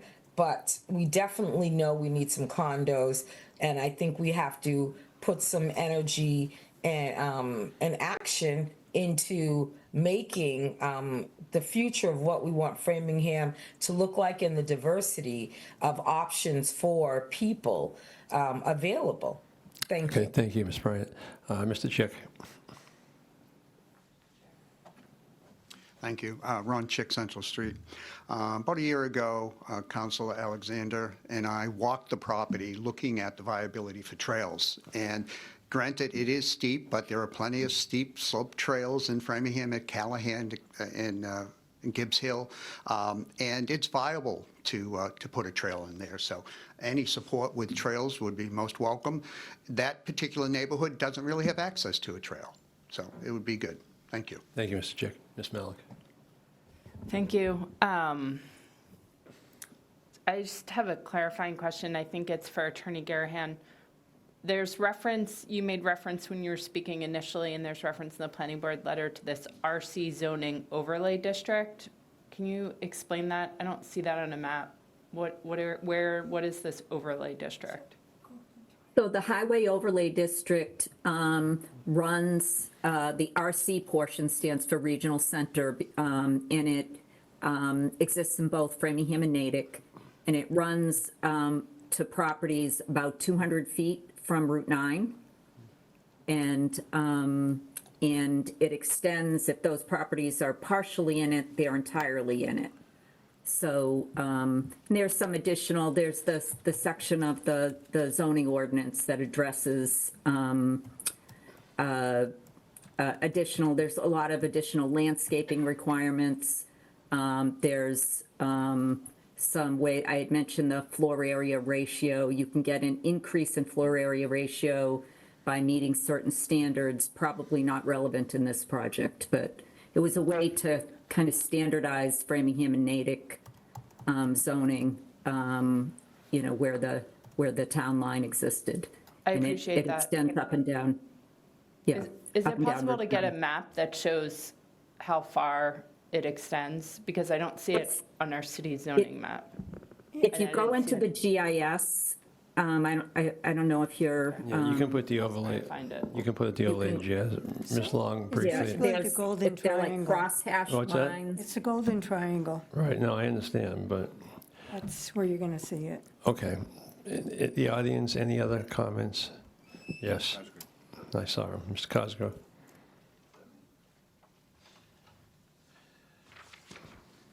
Thank you. My name's Ted Cosgrove. I'm the You chair have of the 3 minutes, Mr. Cosgrove, by the planning way. board. Okay, I'll get right to the bottom line up front.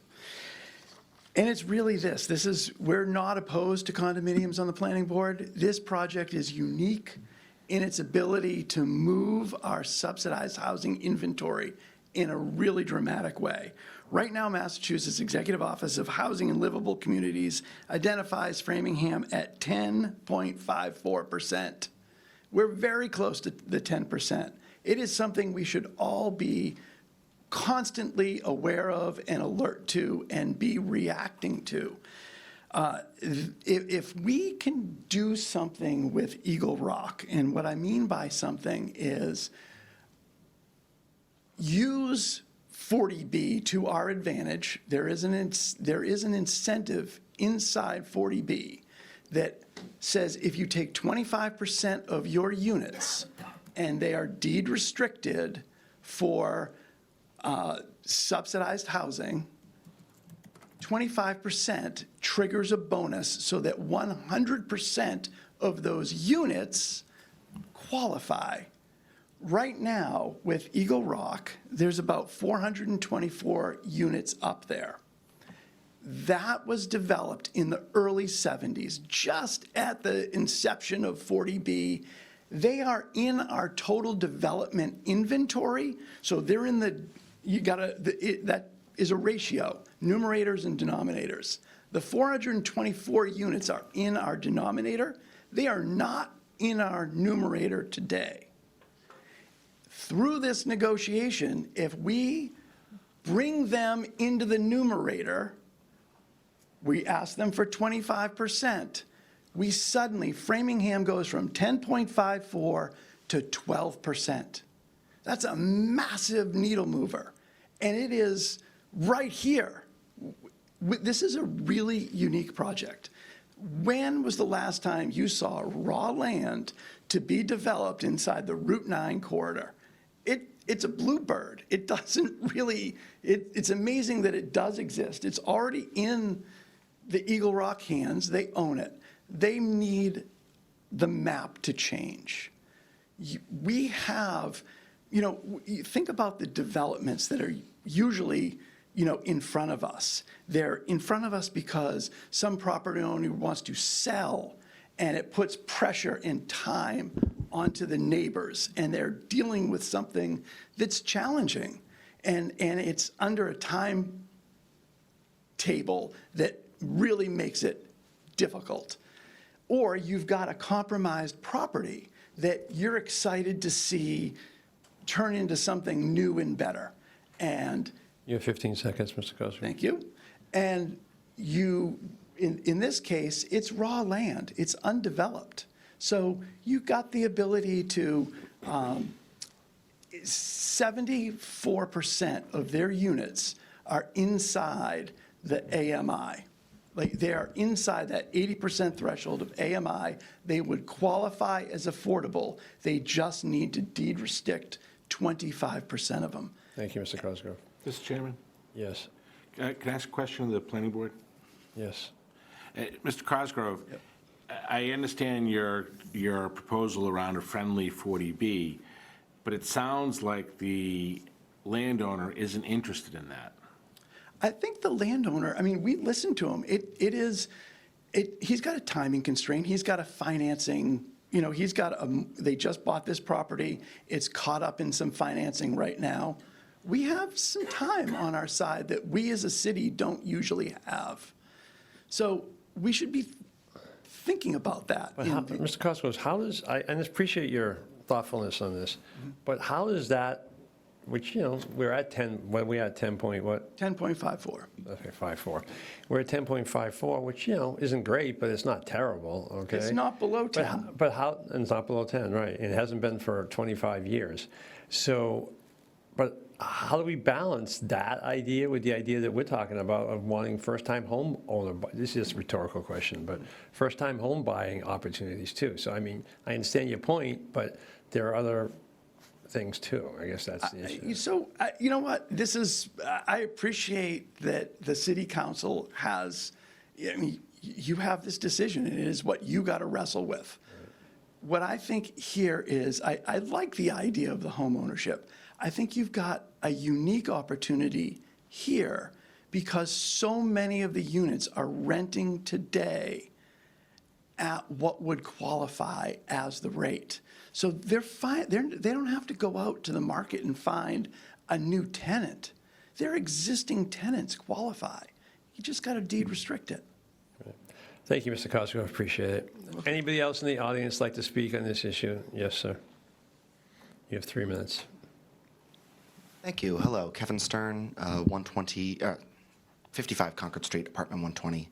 I'd like to thank Councilwoman Bryant. I believe I am one of those potential first-time homeowners that we're talking about, trying to help. And I will say, living in the Framingham, Natick area for the last 4 years and looking at the home ownership and condo ownership scene, it is not encouraging.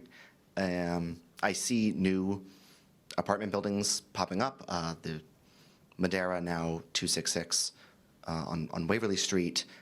Seems like there's a new apartment complex popping up a little closer to the town center, downtown Framingham, that I don't know the level of those apartments, whether those are more luxury level or affordable level. But I would love to see more condos being built. It also seems to me, my understanding could be wrong about this, but the issue of how the current Eagle Rock apartments are classed seems different than what these new development, how this new development would progress. So that is my pitch. Thank you very much. Asking for more condos. Thank you. Thank you. Anybody else in the audience would like to speak? Seeing none, I see no one on Zoom. Anyone else here? Ms. Long. Yep. Thank you, Mr. Chairman. I just want to voice my opinion that I am definitely not in favor of a 40B. The rules change when you build a 40B. Second of all, I don't see the need for that. I think the last time Framingham even fell under 10% was probably in the 90s or before.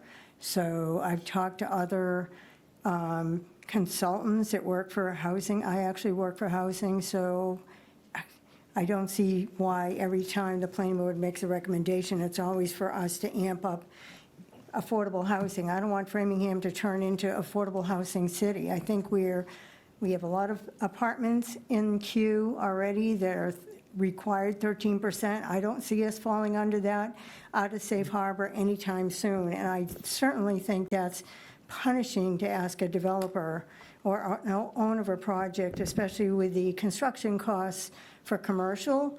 I've been hearing now with stuff we're developing in Newton, it's even up to $700 a square foot. So how are you going to build that and, make them all affordable? And then what do we get out of that? So I think that we're looking, and I know I echo Councilor Ottaviani's comments 100%. I want to see ownership. I want to see the 13% that is in our IZ, inclusionary zoning. I'd like to see some workforce, and I also want to remind everybody, the MOU is between the city council and the developer, not between anybody else. So I think we need to make sure we get what we want on this council on that MOU. So, and I echo all the councilors here that do want to see ownership in this development with some affordable and some workforce. But I certainly, for one counselor, I do not want to see this turn into affordable housing development. I want to see more of a condo for owner, as the previous speaker had said. That's what we really need here, for older people to move in and downsize, and for younger people to be able to afford something. Back in the day, all of my in-laws, my sister-in-laws, all lived at Bayberry. So, I'll take a motion to continue the public hearing. so moved. Second. Okay, do we have a date? Do you have a date that, yes. Can I just interrupt before we set a date? So, Is it about the date? You've already spoken twice, so I'm not going to let you go one more time on it right now. I don't want to speak. I just, Okay, I want to make sure the part of like setting the next date is Yeah. like, what are we coming back with and how quick can we come back with it? So Well, when I can we think have that's an MOU? That's a good point. I think the MOU is probably the main focus, but Because I don't think the zoning itself is going to change, so it's really, the details are in the MOU. So I think that's the main focus, and we talked a little bit earlier about how we were going to try to get something together at least that would be much more solid and then amendable, so the Planning and Zoning Subcommittee could work on that. Yep, that should be done by the time we come back here for, So when would you suggest? so, May 5th is the first meeting in May, what is it? May 5th. May 5th? That's kind of soon. Do I we think want to that's too have it soon. that quick? No, I think I think let's that's push too it soon. off further down. So We maybe, don't want to do it June 2nd, so. no, so about maybe the May 19th? I think May 19th, we're taking up Clark's All right, so Hill. let's, is it too late, is it too far down the road to go to the second June meeting? So I don't really want to have, because look at the time, we've been over an hour here tonight, I don't want to, Yeah. Yeah, And so why don't we if do I- the 16th of June? If I may, Mr. Chair, I think we're running into the deadline if we wait till June. we're not, the city solicitor says we're not. Yep. So let's do this, let's go with June 19th, and if we have to come back on it at some point, we will. In other words, is it? Oh, yeah, June 16th, right, right. So we'll go to June 16th. If we find some sort of legal impediment, we can bring it back. So, okay, so that's the motion to continue the public hearing to June 16th. So all those in favor, Ms. Daviani? Yes. Ms. Malik? Yes. Yes. Stephanie, Ms. Bryant? Yes. Myself, yes. Ms. Leon Bruno? Yes. Ms. Long? Yes. Don't forget me. Could somebody close their microphone? Okay. Mr. Ward? Yes. Ms. Feeney? Yes. Mr. Cannon? Yes. And I believe Mr. Alexander is here? He said yes. Yes. Okay. Did I get everybody? Oh, okay.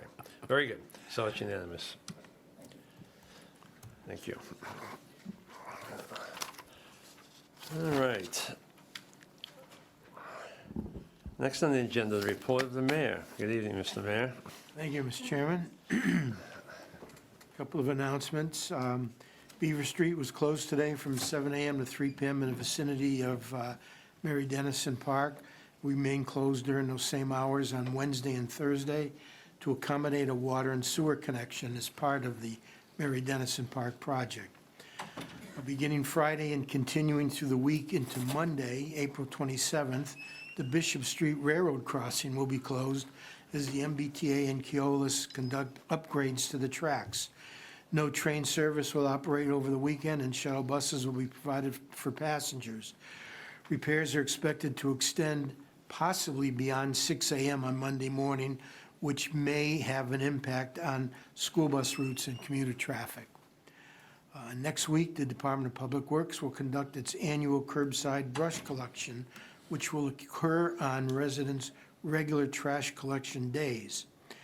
Due to mechanical issues with equipment last week, the curbside leaf collection was extended through Saturday and into today, and hopefully all collections should now be complete with the leaf pickup. The annual street sweeping program is expecting to conclude this week, weather permitting, and then beginning the week of May 4th, the city's urban street sweeping program, which is mainly in the downtown area, is scheduled to begin. City's water meter upgrade program will also begin the week of May 4th and will be implemented neighborhood by neighborhood across Framingham. The Department of Public Works Water Division is replacing older meters with updated equipment to improve billing accuracy, enhance customer service, and reduce water loss.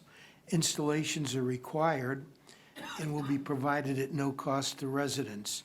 Not every resident is going to need to have a new meter installed, and because of that, postcards will be sent out and people will be contacted if they're going to be affected by this program.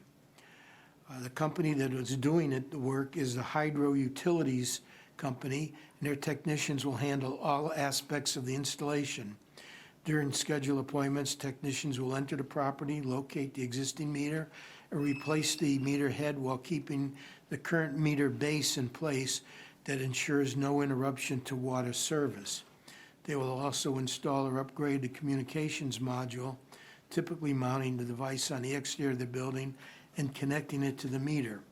Following the installation, technicians will test the system, clean the work area, and provide residents with information on their new water meter and its operations. All the technicians who will be doing this work will carry identification and will be operating clearly marked vehicles. On Saturday, the Framingham Health Department and Medical Reserve Corps will host the annual Spring Drug Take-Back event. The drive-through collection will take place from 10 a.m. to 2 p.m. in a Memorial Building parking lot. The next collection will be held in October. For those unable to attend, a free medical drop-off bin is currently available in the Memorial Building lobby. And one last note, our new Chief Financial Officer will begin this Thursday. As a reminder, I will host a public budget hearing for residents and businesses regarding the fiscal year 27 budget on Monday, April 27th, beginning at 6 p.m. in this room. Zoom option will be available for those unable to attend in person. Following that hearing, I will submit the proposed budget to the City Council by the end of that week, Friday, May 1st. And that is my report. Thank you. And any questions for the mayor, Ms. Malik? Thank you. I want to follow up on the Bishop Street, Keolis, MBTA closure. And just, I had asked this question previously, and I understood, Mr. Jusino, you were going to get back to me, but is the work that's going to be done on that intersection going to bring that intersection to the federal standard that would qualify it for a quiet zone application? No. I don't think so. I'm not familiar with what needs to be done to meet those requirements, but I do know that all they're planning on doing is making provisions for third rail and relocating slightly the existing tracks. And that's a high priority job, and they're going to rush to get that done. And I don't anticipate any other work being done in that intersection besides the track work. Okay. Thank you. Mr. Cannon? Thank you, Mr. Chairman. I've got a number of questions, but due to the lateness of the hour, I will hold off. But thank you, Mr. Mayor, for the report. In a case where the MBTA has to use shuttle buses, should the construction, should those circumstances unfold, I know there have been issues in the past with accessibility of those shuttle buses. Could I just ask you as the mayor and you as a member of the MBTA board just to revisit that proactively with them so they make that a priority should it become, I mean, it's going to become an issue at some point, but it may be worth revisiting with them considering what you've just shared with us about the forthcoming construction. Yes, I will notify the people at the MBTA that's responsible for that and urge them to provide accessible buses. Thank you, Mr. Mayor. Appreciate it. Thank you, Mr. Chairman. Anyone else for the mayor? Seeing none. Next. No, I do. Oh, I'm sorry, Ms. Bryant. Go ahead. Quickly on the same subject, Mayor. So the MBTA with the shuttle buses, do they already know like exactly where they're going to go and pick up and all that kind of stuff? Is that information on their website yet? Do you know? Yes, it is. It's more extensive than just Framingham, because they're going to have to shut the line down for that weekend so they can work on the tracks at Bishop Street. But it's going to affect stations east and west of that location. So I think if you go to the website, you'll see what stations they're going to divert traffic from passenger traffic from trains to buses, and where they're going to take up trains again beyond Bishop Street going to the west. Okay, and then follow up. They're not going to be working on the weekend, like Saturday and Sunday on the tracks, are they? Yes, that's the whole purpose of it. They're going to start Friday of that weekend, work right through the weekend, and hopefully be done by 6 a.m. Monday morning. If they run into a problem, they'll extend the work into Monday, and that's the only reason why there may be an impact on school bus traffic in the morning. Right, I know, I read the notice and I know it, but I was just hoping that maybe they weren't gonna be on the weekend. But, people will be able to go down, cross the tracks, through downtown, correct? No, the tracks, No, none of it? Bishop Street is going to be closed to traffic. There's going to be a detour implemented for all traffic to avoid having to go through that intersection. Right, Bishop Street is closed, but what about Concord Street? Hollis, Concord? No, those streets are all Right. going to be open, and there'll be signs put up with police details directing people how to detour around that intersection of Bishop Street. Exactly, that's what I wanted to get clear with the folks. Okay, thank you. Great. Anything else?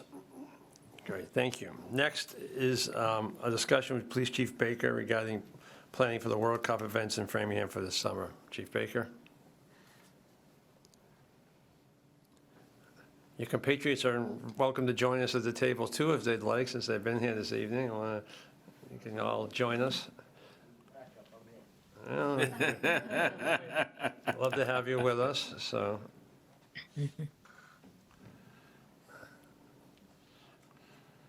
Thank you all for coming. Sorry for the delays. Good evening. Hi. I'm also here to answer your questions. Oh, sorry, thought my voice boomed enough. I saw some of the questions from last time. I'm here to answer your questions. Obviously, just to clear some things up, my decision, I shouldn't say our, my decision was based off, just today, I met with, not just myself, but the Mass Major City Chiefs, met with Ryan Windmill, the Chief Security Officer of FIFA. We also met with retired Lieutenant Colonel Dan Pinkham of EOPS, and they're the head security officials. We have been meeting with them for months, and that's where I get my information from. You see what goes into the plans with fireworks and the marathon, and quite frankly, bluntly, a lot of the assets that we would use to plan these events are going to be stretched out across the Commonwealth with tall ships, 250, all the different FIFA events, the several watch parties, Boston, and mostly Foxborough. So the assets that we would bring into Framingham are not available to us. And I guess my statement to the council after listening to your concerns is knowing what I know and not bringing it to the mayor to say there is a security issue with planning here and doing this safely. If I just said nothing and let the event carry on and just hope for the best, I think you would not be okay with that. I know I'm not okay with that for myself. So this isn't just not wanting to do things. This is a matter of public safety. Now, I hope I'm wrong and all these events go smoothly, but how would you feel if I knew that and something went south and I did not be able to respond properly or even plan properly for the event? So I'm more than willing to take any questions you have. Any questions? Ms. Feeney? Thank you, Mr. Chair. First off, thank you all. Thank you, Chief, for coming today. Since I am the one that started this, look, I'm never going to, I trust your judgment. I'm not gonna, this was not about the police for me. I understand what's going on. I guess one of my questions is, how is this? No, actually, I don't have a question. I just want to say thank you. And the thing is that I would like us to move forward with is that when we have these big events like this, that we have these conversations months in advance so that we can figure out as a council how we can best support the city, but also to have these conversations so that people don't feel that the community doesn't support them or that we're being left out. So I will say I was taken by surprise by the decision. I respect the decision, but I would really like us to have better communication about this between all of our groups without violating any of the things that you know with public safety, so that we can plan accordingly. I just, yes. Let me give you some context as well. So this isn't about wanting to exclude anybody from anything. I want to see people have the best time. And we all know if Brazil wins, we're going to have great celebrations. People are going to be excited. We plan for that. We're ready for that. We've done that in years past. The best way for me to put it is basically what I've heard from my partners. There's going to be 7 Super Bowls in the Commonwealth of Massachusetts over this time frame. The assets are going to be spread beyond thin. Not only do you have to secure Foxborough and Boston, you have to secure hotels. You have to secure dignitaries from all these countries that are going to be bringing in teams and families and royalty. They have to be secured. Your base camps have to be secured. All the different offsites, escorts, hotels. Mind you, regular business goes on. The bad guys don't say, hey, I understand FIFA's happening. We're going to shut it down from June to July. No, they're actually going to probably do the opposite. They're going to ramp up because things are going. So we do have to conduct business as usual. This is basically happening, and it's great for the Commonwealth. It's great for our community. It is. But you basically have 7 Super Bowls happen at once, where normally, did you go to the fireworks last year? Yes. So there were probably 80 Framingham officers? Approximately 80 Framingham officers. I believe we had 40 troopers. We had mounted units. We had bomb techs. We had a lot of things that you didn't even see. None of that's available to me right now. What are our, so I do know that a lot of our hotels are already being booked because of the event. People are coming out here for Foxborough, which, as an aside note, I hope that as Framingham is doing what we can to capitalize on that by welcoming these individuals, families, et cetera, to Framingham to enjoy our shops and restaurants. But what are is Framingham, what are we prepared for that, for this large group of people coming to Framingham? Oh, yes, we're definitely prepared for people to come to Framingham. We obviously know we're going to get, not city-sanctioned watch parties, but we're going to get watch parties, we're going to get celebrations. Like I said, we have plans in place that we always try to improve that go years back. So we are planned for that. I'm not saying that, if we did have to call for resources, that we wouldn't get them, but you got to understand those resources are stretched very, very thin. And if you're planning an event, like today, I saw some examples, and there's certain things I can't share, but some of these watch parties that they've already scheduled for, the numbers are unknown. Some of them are anticipating like 6,500 people. What if that 6,500 turns into 8,000? Knowing what I know, that I don't have those resources there. So it's not a matter of wanting to do things. There's only so many resources that could go away. Now, mind you, if we weren't having the World Cup in the Commonwealth, and maybe this was something to do, and I could sit down with the colonel and do the things like we normally do, you'd have my 100%. All buy-in, and I would plan accordingly. I'm going to speak bluntly here. I remember the days of planning an event, not planning an event, working at an event, and it was planned for hopefully nothing happens. As your chief, I am not going to plan an event hoping that nothing happens. I'm going to plan an event thinking that the worst could happen, and have I thought of everything and done everything to prepare for the worst. And I'm not saying because the crowd's going to be the worst. Everyone's going to come out and celebrate, but what happens if something bad happens and I plan for what if? I can't live like that, and I wouldn't live like that for any resident in this community. I plan for the worst to happen, and I want to protect everybody there. And we fall short just because the resources are short at this time. I always appreciate your straightforwardness and honesty. Thank you, Chief. Thank you, Mr. Chairman. Thank you, Chief, Deputy Chiefs, for joining us tonight. I appreciate more than you can imagine your professionalism, candor, and your commitment to our community. I'd offer you a slight perspective in terms of what we do and what we don't do. Looking around this room, I think I'm the only person who was here in 1994. I was chair of the Board of Selectmen, which was the police commissioners at the time. And the police chief, in the first 2 instances, said, we're not going to organize an event. And the selectmen said, sure, we won't organize an event. And after chaos ensued, because there were celebrations, there were events that occurred, the police chief came back to us and said, please, please, please, let's organize a community event so we can more efficiently protect and serve the public. So I hope and pray you are correct. but I know this community, because that is what I do know.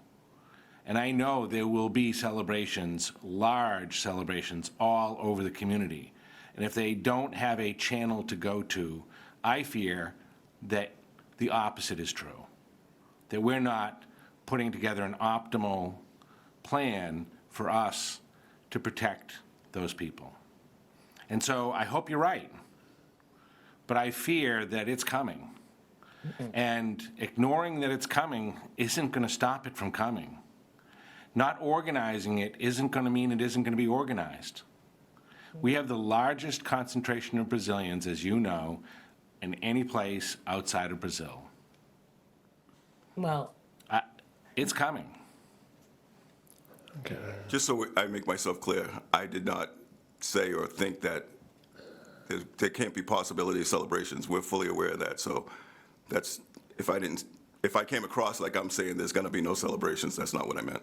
No, I understand know that. what I'm saying. I'm just saying, without us planning something or focusing, we have no idea what's going to happen or where it is, but it is going to happen.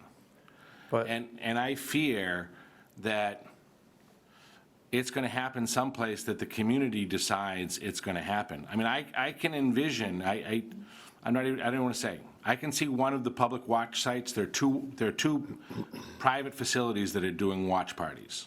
yeah. I can see those two private facilities being overwhelmed with people, to the point where there are 5,000 to 6,000 people at a place that holds 500. So I remember 2002, which was quite a party on a Sunday morning. It was, maybe it was July 4th, actually. I don't even think it was Sunday morning. I think it was July 4th. But it was a holiday, and it went pretty well. I also remember 1994, and I think it does speak to, a little bit of the challenge of this whole thing. Because you're right. If you remember what happened, though, the selectmen, or whoever it was, did set aside an area of Farm Pond for a celebration. But the problem was no one showed up there. Everybody showed up downtown. So there were a lot of resources up there that no one went up there to, and everybody went downtown because I'm sure it was a more fun place to celebrate. So I think that is some of the balance that we have to mix into this too. So, I mean, I think, personally, I love to see parties and celebrations and the things we do, and it's always fun. And, I wish we could do as many as we can, and certainly I respect what you have to say about it. But I think the challenge is that, though, we're gonna have them. You guys know that. You don't need us to tell you that. We're gonna have them. The question is, where they're gonna be, and so hopefully this way, works. And Like you said, we have that historical data as well of things that happened in the past. I know that they did try to have something at Farm Pond, and that wasn't well received. And to Councilor Stefanini, you're absolutely right. But that's where it comes into, we have to speak with our partners out in the community, get a feel of the community, go to the people that I know are going to celebrate, their stakeholders, those leaders in the community. I remember being a motorcycle officer, and we basically had a liaison in the Brazilian community that helped us out tremendously. And I remember that as a young patrolman on a motorcycle in the downtown celebration. So we do that work on a daily basis. We'll obviously do it around this event as well. And by no means do we think that we're not going to have celebrations. We want our community to be happy. We want them to celebrate, and we'll do it safely as possible. I have full faith that you'll do that. I think too. I don't want to, Mr. Chairman, if I can just say, I have full faith in your ability to keep the community safe and to organize. And I don't want to leave this conversation with any sense that I have anything less than that.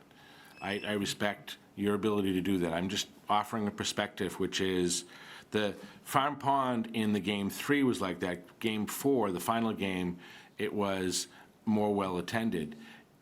I remain concerned at where it is, because I know where they're going to be. They're going to be up and down 135 and 126. I think 2002 was the last time the Brazil team actually won the World Cup, and I remember the day quite well. I thought it went pretty good. And I'm not saying it was a different era, you know what I mean? So I'm not saying had probably the same intelligence or the same anything. That's certainly not the same resources. But I don't think any of you guys were here then, but were you here, Sean? You were, so yeah. So, it went well that day, I thought, overall. So hopefully that's what happens this time. Ms. Bryant? Thank you. I wanted to say, there's so much now to address with some of the comments, but the decision that was made was the right one to be made. We are Framingham, but we are part of the state of Massachusetts, which is hosting, the FIFA World Cup and all that and everything. And obviously we were going to get business based on that, too anyway. And so that's good. That is good. And what he said about everything that was put in our background material and what he said is good practical sense. And it doesn't mean that we don't celebrate. And although we have the largest Brazilian population, I guess, in Massachusetts, it doesn't mean that we are a melting pot in Framingham, and we have a diverse community. And frankly, it's not the celebrations that happen in where people are watching, in the restaurants, on the streets. They're fun because anybody, the neighbors talk to neighbors, people go by, you can beep. I'm not worried about the way our Brazilian population or any population is going to celebrate. They've had soccer matches before. Yes, it will be cars doing a makeshift parade, beeping down the street or whatever. People will be at Terra Brasilis, they'll be at the different places. And all of us can go in and join in. I'm not worried about 5,000 people fitting into one. We have enough businesses. People will be downtown and all like that. So we know that, but it's spontaneous kind of joy, and I know the police can handle that. Trying to set aside one place for everybody to go. Everybody wouldn't be able to make it up to Farm Pond. So many people are going to be watching with family in their living rooms, in their homes, and some at the businesses or whatever. So you're going to have a lot of that. But I find that a lot of joy comes between neighbors and people when they know that they're watching it in their house with family and friends, and the other ones are too. And honestly, you can hear, while the games are going on, whether it's soccer or boxing. We have a lot of our Hispanic population that has, that loves the boxing matches, and you hear people cheering, and then on different plays and everything, and it just kind of gathers a fellowship among the neighborhoods and throughout the streets, kind of, and then it dies down, as it's the end of it or whatever like that. So without a whole controlled thing, obviously we want the police. The police knows what they're going to do to help prevent untoward behavior, which does occur when you have official events and things like that sometimes. But I think it was the right call, and I don't think it's going to squash. We don't need to control everything. The people are going to celebrate, and we just have to be accept that and participate in it. Just let them enjoy themselves naturally. Thank you. Ms. Malik? Thank you. You made mention that this is the equivalent of 7 Super Bowls, I think, in a 6-week period. Those are the games that are at Foxborough, but correct me if I'm wrong, Brazil is not playing at Foxborough. No, Brazil is not playing at Foxborough. But when I say that, our assets are basically handling 7 Super Bowls. And in between handling those 7 Super Bowls, they're handling other types of events. They're still planning for the 4th of July. They're still doing business as usual. They're planning for different events around the Commonwealth. They're protecting base camps, hotels, dignitaries, other practicing sites. There's a lot going on in that period with the equivalent of 7 Super Bowls. So pulling those assets where at some point those police officers, those troopers, those federal agents, at some point they got to sleep as well, and then go back for another 16-hour day, and then maybe get 8 hours off, and then go back for another 16-hour day and get 8 days off. So even though, it may not be a game day event, something is happening somewhere in this Commonwealth. And the stretch of dates that I have is, basically, there's a full ops window from June 1st to July 10th around FIFA alone. Mr. Mayor? Thank you. I just want to circle back to what Councilor Feeney mentioned in their opening comments, and I think she has a legitimate point when she said that there was no conversation with the council as these conversations were going on. That's not on the chief, that's on me. And I apologize for not bringing you into the conversation, but I had a number of meetings with the chief and his staff. We had conversations with Metro West Tourism Bureau. There was talk about a lot of state money, federal money being available to support watch parties, public watch parties in the suburbs. And we even had informal conversations with Marlboro and Natick, whether they wanted to participate and do it jointly. And the more we discussed it and the more information the chief was able to get based on everything else that was going on in the other planning, it was almost like a no-brainer that it wouldn't be realistic for the city to try and undertake a public a party like that, because it would just be inviting people from outside to come into Framingham, and there'd be no way, as he said, that we could handle that. And it didn't look like there's going to be any money available to help support the costs that we would incur. And indeed, I don't think the legislature's even agreed yet on how much money to appropriate to support what's going on. And it seems like whatever money's available is either going to the city of Boston or down to Foxborough. So those were the reasons why we didn't really pursue it, and it didn't even come to the level of discussing it with the council, whether we should do it or not. It seems so obvious that we shouldn't, but I take the responsibility for not bringing it to you before then. It's not the chief's job to do that. It's my job, and I take the blame for that. So I apologize. Thank you, Mr. Mayor. Okay, thank you very much, Chief. Appreciate it. Deputy Chiefs, thank you. Thank you. Okay, next is request of the mayor, consideration and vote upon an order of taking for the property at 97 Franklin Street for the parking garage structure. Mr. Tassino, do you want to address this? Sure, thank you. So the next step to acquiring this property is an order of taking. We're doing a friendly eminent domain. Kate Fallon is here, and she prepared all the documents to get a vote for you from the council tonight.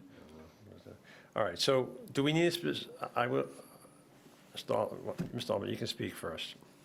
Thank you very much. I wanted to just state the case against a new parking garage at 97 Franklin Street in downtown Framingham. Downtown Framingham is thriving. The new apartments buildings fill up quickly. I'd say commercial vacancy at their lowest in 50 years. The crime rate might be the lowest in 50 years. Young people walk downtown 24/7. The proposed parking garage on Franklin Street would be better used for housing, retail shops, a small office building, a park, a community garden, virtually anything besides a monstrous parking garage. There are parking spots, it's just something we don't need, and I would guess developers would pounce on this property. It's a very convenient property on the way to Framingham Center and also downtown. It's just a very valuable property. The new parking garage will make traffic flow downtown more congested with motorists. More people would come here. Instead of pulling over at a meter, they'd be looking around for this giant parking garage. I see parking spots all around downtown empty every day, like all the meters on Howard Street. And just I was passing here, there were 200-300 spaces that look like at Jack's Abbey. The justification for this garage was for the new Common of Mass Courthouse, but as I understand, only 20 people are going to work at the courthouse, so why would we need a 605-car parking garage? I guess my point here is just this would be a valuable waste of a valuable, attractive lot. We need loads of stuff down here. Housing, retail shops, bank branches, pharmacies. To turn it into a giant parking lot, to make it convenient for, I believe, state workers or at the court is ridiculous. They, like everyone else, will have to find a parking spot, and they might have to walk a couple blocks away to get to the courthouse. Thank you. Okay, so is there a specific motion that we need here? Just Yes, Mr. Chair, that was provided, and it should be in your packet, and it sets the... right. Do we have to read the entire thing? Yes, please. It has everything in it that needs to be said to be voted on in order for the order to be properly voted, yes. So we can't just refer it to the one that's in the backup material? Mr. Chairman? Yes, Mr. Stefanini? I was hoping that wasn't the answer. Whereas the City of Framingham and public, I would move, whereas the City of, that we adopt the following. Whereas the City of Framingham and public body politic and corporate organized and existed pursuant to the City of Framingham Charter and the provisions of the Massachusetts General Laws. Whereas the City of Framingham desires to acquire real estate for municipal use and for the construction of municipal building or buildings, structures or other municipal infrastructure. Whereas the City of Framingham has identified a certain parcel of land. Are we on the wrong page here? Yes, I'm so sorry to interrupt you, Counselor, but No, that's good if we can avoid. Please. This is too much. I mean, I gave a separate what's listed. vote for your packet. Can I bring that up to you, Mr. Chair? no, we have it, but I mean, there's a couple of different documents, so I want to make sure we got. That's the one that's listed as, So you want the one, the vote, the one that's listed as vote isn't really a vote, but That's it's right. one page, so we'll go with that, just, okay. so the It council order. recites everything in the proposed order of taking that you'd be voting on tonight. It covers all the bases of what you need to specifically Okay, vote Mr. on. Stephanie, go with that one. Okay. I would move that we adopt the following. On this 21st day of April 2026, the Council of Framingham, upon consideration of the matter, does hereby adjudge that a public purpose exists for the City of Framingham to acquire municipal purposes a certain parcel of land located at 97 Franklin Street, also known as 110 Union Avenue in Framingham, and issues the following orders. That the Framingham Council, on behalf of the City of Framingham, has determined and adjudged that the public purpose existing for the acquisition of a certain parcel of land in the said City of Framingham for municipal purposes, including construction of a new municipal building or buildings, structures and other infrastructure serve the City of Framingham. That acting through and under the authority of and pursuant to the powers vested in the City of Framingham pursuant to the provisions of Massachusetts General Law, Chapter 43, Section 30, and Massachusetts General Law, Chapter 79, as amended, and any and every power and authority to it, granted or implied, the City of Framingham takes for itself in fee simple by eminent domain for municipal purposes the property located at 97 Franklin Street, also known as 110 Union Avenue, Framingham, depicted as lots 1 and 2 on plan of Edwin H. Gless, PLS, existing grade Inc., surveyors and civil engineers, entitled Approved Not Required Plan for Assessors, Parcel 128-87-1271, 97 Franklin Street, Framingham, Massachusetts, 01702.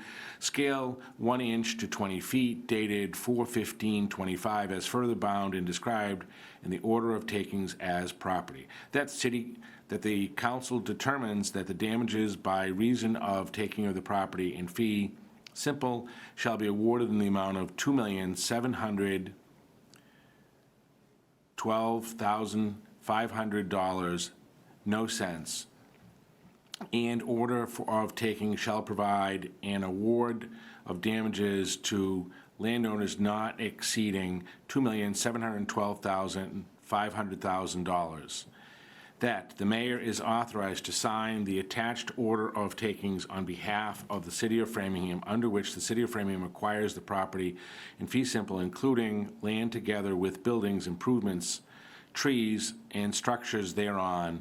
Said property taken, known and numbered as 97 Franklin Street, also known as 110 Union Avenue, and depicted in lots 1 and 2 of the plans of Edwin H. Gless, PLS, Existing Grade, Inc., surveyors and civil engineers, entitled Approval Not Required Plan and Assessors 128-87-1271, 97 Franklin Street, Framingham, Massachusetts, 01702, scale 1 inch to 20 feet, dated 4/15/25, and plan consisting of approximately 1.165 acres, parenthetically 50,784.7 square feet, as depicted on the plan, and is supposed to be owned by SB5 Holdings, LLC.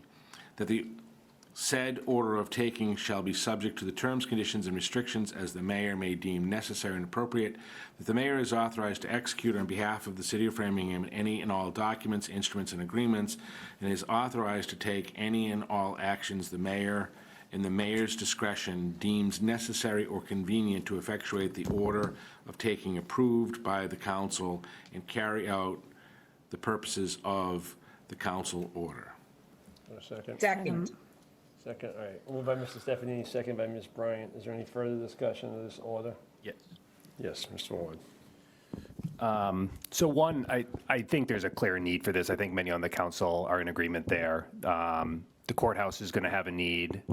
There's plenty of City of Framingham employees that could park there and open up space, whether they're coming from Memorial Building or they're coming from the police department. And it also gives us the opportunity, once this is built, to think about the other parking garage and how we better utilize that space in downtown. With that said, I do think Mr. Altman brings up some points. Like, there does need to be study around how many spots we ultimately will need there, and the eventual size of this building. But I don't think that negates the need for it. There has been discussion around the cost of the acquisition and the eventual building of it. And so I do think that's something that we as a community are sensitive to right now, because it is a difficult budget year. And sometimes the nuances of whether we're bonding something and it's getting spent over, paid over the next 30 years versus, we're cutting staff this year. I think it's just something we need to be aware of, that we have to do a better job of explaining some of that, because, they juxtapose.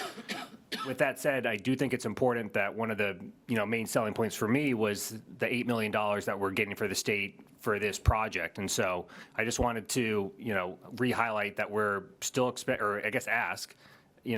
we're still expecting $8 million from the state for the building of this parking garage, or is that also going towards the acquisition of the property, or?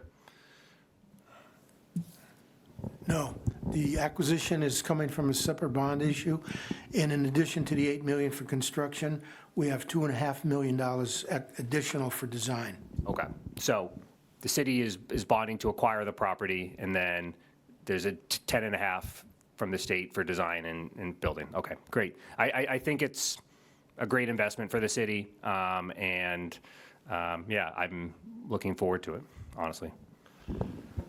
Okay, thank you. Any other questions? Okay, seeing none, I will take a vote. We will start with Ms. Malik. Yes. Mr. Stefanini? Yes. Ms. Bryant? Yes. Myself, yes. Ms. Leon-Bruno? Ms. Long? Yes. Mr. Ward? Yes. Ms. Feeney? Yes. Mr. Cannon? Yes. Mr. Alexander? He's not on. Okay. Hey, George, I voted yes. Okay, excellent. Sorry. That's all right. Mr. Vianney? Yes. It's 10 in favor, none opposed. Okay.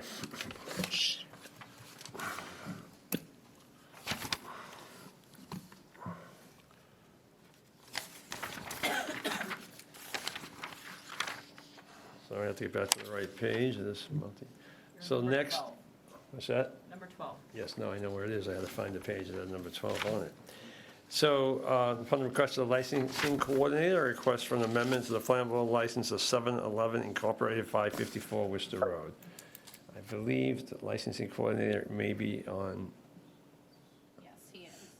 Zoom. Okay, has someone promote, if Mr. Royce could be promoted to a panelist, just to briefly explain what this is all about.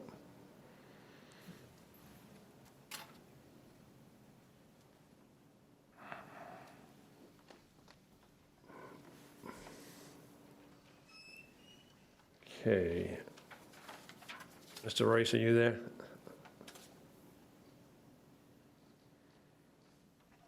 Maybe that's the applicant, it's a No, I launch. just promoted him, it's just, Mr. Royce, are you with us? There he is. Yes, good evening. Good evening. Can you just briefly inform the council what this is about? Yes, so 7-Eleven Inc. at 554 Worcester Road will be increasing all of the fuel in their 3 tanks. And if you give me half a second, I can pull up exactly what those numbers are if you need them. I don't think we need the exact numbers unless somebody is interested.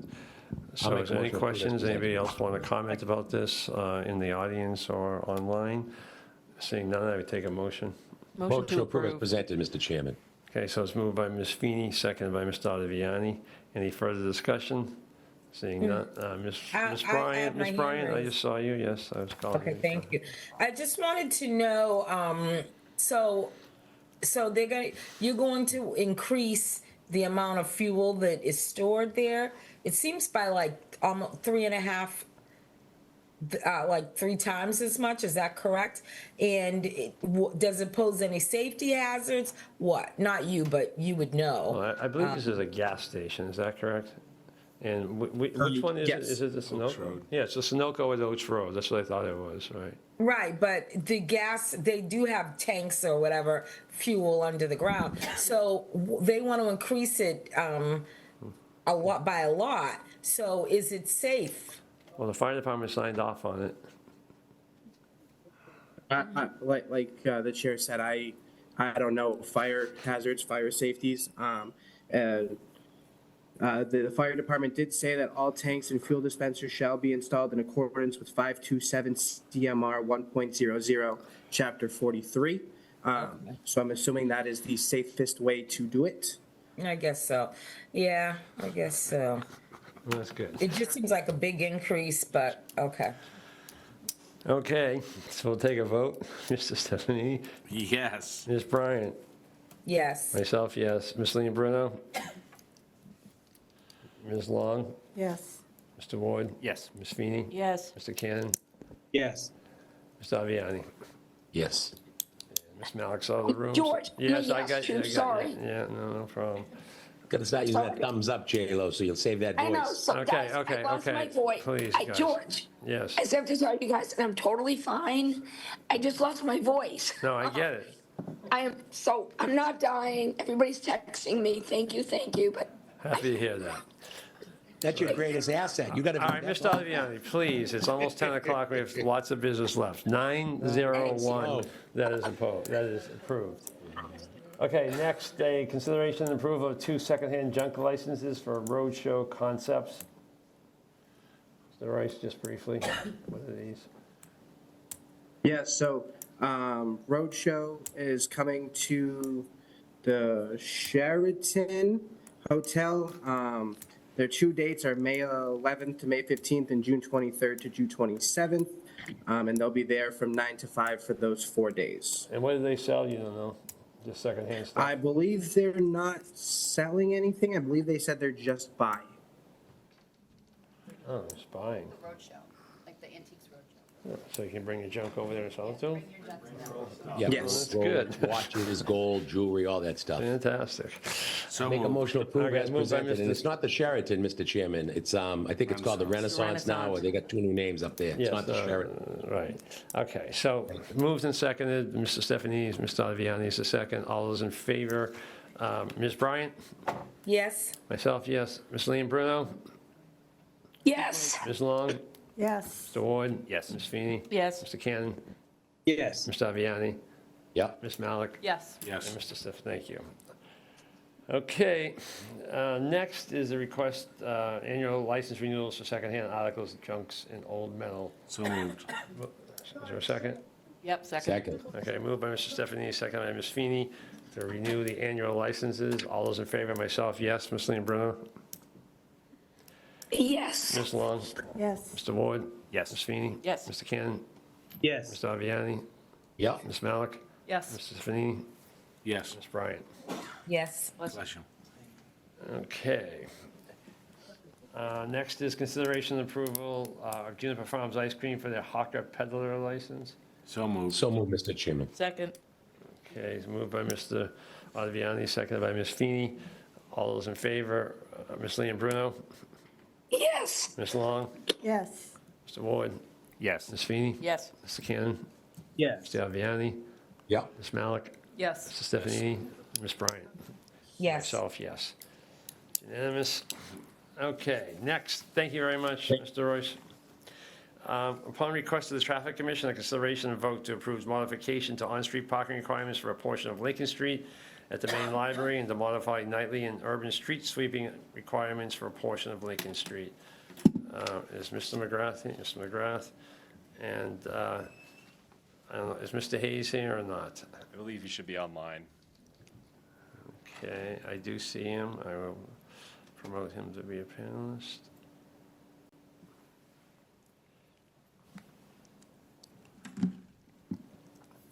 Okay, he is now, he should be able to hear you at least. Awesome. Be able to speak if he needs to. Would you like him to present it, or? No, I'm happy to. Do I have to read it in entirety or just? No, just tell us what we're doing and what you'd like us to vote. Certainly. So thank you, Council. In the March meeting of 2026, the Traffic Commission voted in favor of making two modifications adjacent to the Framingham Public Library's main branch on Lincoln and Pearl, with the purpose of allowing or accommodating the upcoming electric vehicle overnight charging pilot program that Sean Liz has been spearheading. So the two modifications are modification to an 80-foot stretch of Lincoln Street for adequate pavement and signage changes to accommodate the EV parking, and then to modify the street sweeping schedule in accordance to not interfere with that parking change. So happy for Matt to take any questions. Are there any questions? Ms. Bryant? Yes, thank you. I know you're happy for me to have a question. Always. Matt, Matt, so with the EV charging stations, never mind that, the library's gonna have limited parking eventually anyway due to the construction, but EV parking, the overnight charging stations, I asked this one time before, but do people basically park their car there, leave it charging overnight? Is that the way these EV charging, overnight charging stations work? Because where it is, there's not that many houses, well, a couple very close, but how do people go back? Like, what, do they walk back there the next day to get them? Explain to me the EV charging station overnight thing. Mr. Lewis? It's the next agenda item is just a contract for it, so I think this is fine here now. Good evening, Chair. Good evening, councilors. Yeah, so the charging stations that would be, we're looking at on Lincoln Street, one of the benefits would be overnight charging. And the idea is someone would park there overnight, be able to charge their vehicle, and then pick it up, before essentially 6 a.m. To, go to work, move their car. But yeah, the idea would be someone parks, charges, they're not going to get out in the middle of the night to like unplug or go move their vehicle. They could, park in that space overnight. Okay, so the next item on the agenda is a request for us to enter into a contract for 5 years, and the reason it's coming before us is because it's a 5-year contract. So I don't know, I don't think it really matters, but if people would rather vote the contract before we vote the parking to accommodate the contract, we can do that, but, so. Does the contract require us to send it to a subcommittee? It does not. Okay. No appropriation required, I don't think that. Okay. So, I mean, we can, but I don't think it requires it. So I'm going to just put aside on my discretion that item for a minute. Mr. Lewis, you're asking us to approve the 5-year contract for these EV charging stations, so why don't you just give us a brief background on what we're doing? Sure. and Why So we need to move to parking. Sure. So through our participation in the Mass Clean Energy Center's on-street charging solutions program, we're seeking approval for the 2 proposals for the installation of on-street charging stations. One of those locations is Lincoln Street, adjacent to the Framingham Public Library. The other is on Arthur Street, adjacent to Butterworth Park. So the proposals would facilitate the installation of 8 ports of curbside level 2 EV charging as part of a pilot, both to support, community members during the day so they can charge when they're visiting, these locations, but also at night for residents who might not have their own parking space or the capacity to install a charging station where they live. These sites were selected through a process that involved, in-person assessments, coordination with different departments and boards, and community engagement. And so just to clarify what the program covers, as you referenced, Chair King, about the 5-year term of the agreement. So, just right off the top, the program covers the EV charging station hardware, the pedestals that they're on, bollards, signage and striping related to the EV charging stations, the utility infrastructure, so distribution cabinets, wires and poles, and then during the term of the agreement for the 5 years, they'll cover network subscription costs for online management of the hardware, an extended station warranty, and a preventative maintenance program, which includes annual labor hours for repair.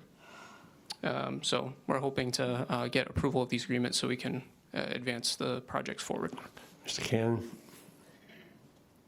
Thank you, Mr. Chairman. Thank you, Mr. Luz, for your work on this. I'm a bit puzzled by it because, as we've talked about in the past, when charging stations have come up, if you put in the good charging stations, and forgive me, I don't recall the terminology, the wattage, all of that, but you can charge a vehicle in 20 minutes, an hour, a couple of hours. We're sacrificing 4 badly needed parking spots in a congested part of the community so folks can park overnight. Which doesn't make I mean, it doesn't make sense to me. And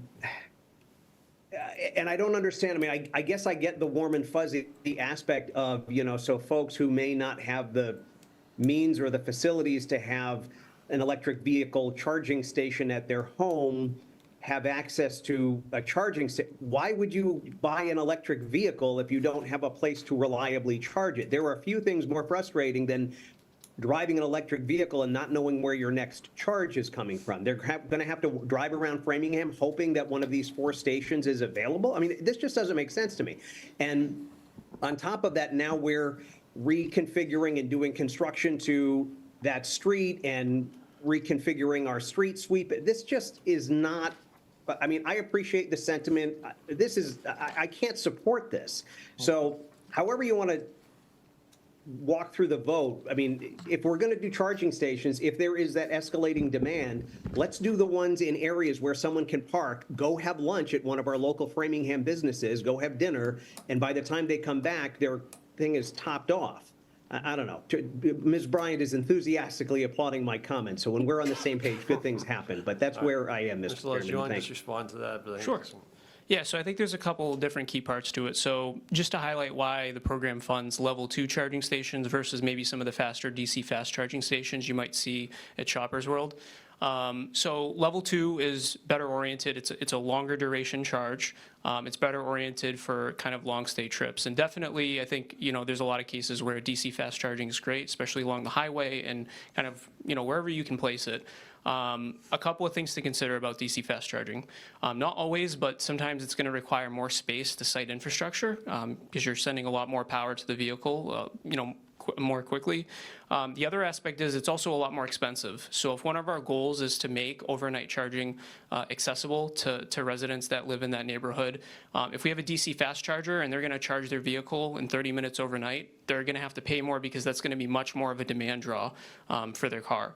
So I think the locations we've looked at, especially in our community engagement and discussions with the Traffic Commission, we really try to identify, we want to put these near public facilities, but also public facilities where, if someone's going to the library, they might be there for a program. They're going to be there for a little bit. And the idea is always, Especially if it's not a station that is directly in someone's driveway, it's about reducing the gaps in the community. And so we're trying to do this in a way that we're looking at municipal infrastructure, but also what's being deployed throughout the community. So this charging station wouldn't represent someone's sole way of charging their vehicle. It would be another tool for them to ensure that they're never worried about the range of their car. So they might, and in fact, I'll just say from experience on the municipal side of driving EVs, depending on the time of year, particularly in summer, you don't have to charge your vehicle every day. In most cases, we're charging maybe once or twice. Obviously, it depends on your mileage, where you're traveling to, but this can be a solution that I think that would be available for a lot of residents in the neighborhood who are considering getting an EV, and they might go to work where maybe there's a charging station there, but this can be another helpful resource to them. So I apologize. I hope that answers. If there's any part of that I didn't answer, I'd be happy to address. Just a follow-up, Mr. Chairman? Yeah, brief follow-up, Mr. Cannon. So if I'm there, thank you, Mr. Lutz, for the information. It hasn't changed my opinion, but just help me understand a little bit. So if I'm going to that event at the library and I pull in for that 90 minutes, I mean, how much of a charge? These seem like the slow chargers. It doesn't sound like that's making a bit of a, much of an impact. So just to clarify, and that's a great point too. So, and in past discussions as well, I appreciate you providing that feedback because it is important, right? If someone's going to park to charge, we don't necessarily want them, parked for a long time. They're not going to add significant miles to their total range, right? So I think what we've tried to do, given that this program does have a limitation on having level 2 chargers, we've gone with some of the fastest chargers available. So right now we're looking at 19.2 kW chargers, which if, pending what the vehicle allows, can do up to 70 miles of range per hour. And I think that's a significant amount. Not every vehicle is able to accept that, and I think the intention is we're also future-proofing. I think more vehicles over time are going to be able to charge at a faster rate using level 2, and so that kind of sets us up nicely, to have meaningful additions to range as more vehicles come out. And then one other. Oh, I'm sorry, Councilor. No, I apologize. Please Go continue. ahead. One other thing I wanted to highlight, and this is another area where, feedback from Councilor Bryant, feedback from community members, and discussing with the Traffic Commission.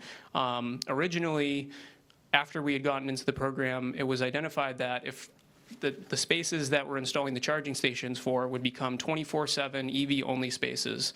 And we had a huge issue with that because we thought it would take away some of our best locations. And so we really worked with the Mass Clean Energy Center. And what we came to was a 12-hour on, 12-hour off in terms of the space being EV only. And so per what the Traffic Commission voted on, for the spaces on Lincoln Street that are designated as EV spaces, during the hours of 6 a.m. to 6 p.m., they'd be accessible to anybody. And during that time, the 3-hour limit would still apply. So the existing time-hour limit for parking would still apply to those spaces. And then from 6 p.m. to 6 a.m., they'd become EV only. So, I think we'll monitor it as, So, thank you. Can I make a motion, Mr. Chairman? Yes.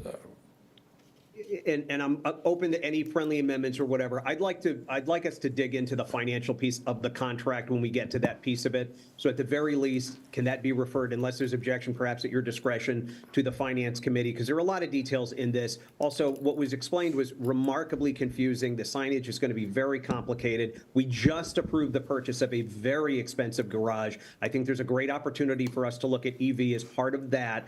This just doesn't seem like although well-intentioned and carefully thought out, but a sound solution. Okay, so the move to refer to the Finance Committee. We'll still take comments, but I just want to get the motion on the table. Is there a second? Second. Okay, so now I will start with Mr. Ward, Ms. Long, Ms. Feeney, then myself. Mr. Ward. Thank you. Thanks for all of your work on this, Sean. I think it's a really great use of your skill and expertise to find or to work around these funds that were being provided by the state to limit costs to the city. I think the locations you chose through the community process are actually really good locations. I think there's good opportunity for people to use them during the day as well as overnight. So kudos to you on the locations. I think the question around future cost is a valid one, and I wonder if you could speak to what are the yearly maintenance costs after the 5-year agreement? Yeah, so I think Essentially, the agreement and our participation in the program would commit us to having the stations be operational for the 5 years. And obviously, a lot of the cost of the stations are going to be covered through the agreement itself, through the preventive maintenance, extended warranty, that type of thing. I think after that, it's really going to depend on whether we want to continue utilizing these stations. We could look at new solutions on the market. I think that the stations we're looking at now have an expected 10-year lifespan, so they should, still be around. And then one other thing to consider too is we specifically chose the stations we're looking at because they are agnostic to this. There's like a whole back-end software provider. You can go with whoever you want. So if after the term of this agreement, we can look for the best pricing and pick a new software provider for the stations. I think one thing to highlight is one of the costs that is not directly covered by this grant is the cost of the electricity used by the stations. And that's why, as at many of the other sites, we would charge for the electricity utilized at the station. So anyone who's, coming up to the station to charge, they're going to be, charged for the electricity that their vehicle uses. Okay, Ms. Long. Can I, just ballpark, what's the annual fee for the maintenance contract? After the 5 years? After the 5 years, I also have a member of the contractor who's involved with the program online. I'm not sure if he's available, but in any case, it should be around, 500 to, depending on, if you go with a really expensive warranty option, like $1,000. Okay, perfect. Thank you. Ms. Long. Yep, thank you. So you answered kind of one of my questions. So you're saying this is a 10-year, these are good for 10 years. So what's the actual startup cost on this? Who's paying for the electricity when they're charging? And is there a risk of those charging stations starting fire? Because we have seen a lot of EV batteries and a lot of problems with electric charging stations. So just want to know what the risk on that is, what this is going to cost, who's paying for the electricity, Yeah, so and what happens after 10 years? Yeah, so regarding startup costs, through this program, there's really no startup costs. I think we're also looking at Butterworth, and I know that there is a capital project before City Council for paving that area. That would definitely support this project for like striping and signage. But outside of that, all the infrastructure, the charging stations, the installation, utility work, all covered by this grant. And then who pays for the electricity that's used? That would be paid, that's going to be paid directly by the city, but essentially we would collect the revenue from the charging stations for use. And there is no, as part of the grant, there's no, guidance is not the right word, there's no requirement that what rate we set. So we can set that rate to recoup the cost of electricity that, as people plug in, we can set that rate. Yeah, so what I'm saying is, so when I go to get gas for my truck, I have to pay for it. So is someone paying for the charge to charge their car? Yep, yeah, so when they actually go to use the station, you have to essentially sign up for the app, and then you associate a card, and so they can't start a session unless they, pay for, they have a credit card that they can pay for the. So like I said, the only other thing I'd be concerned about is what's the risk of someone leaving their vehicle plugged in and not coming back for an extended time? What's the risk of that backfiring? Yeah, so that's a great question. So I think one of the advantages of having this software option on the charging stations is it gives you a lot of flexibility in how you want to set up your fee structure.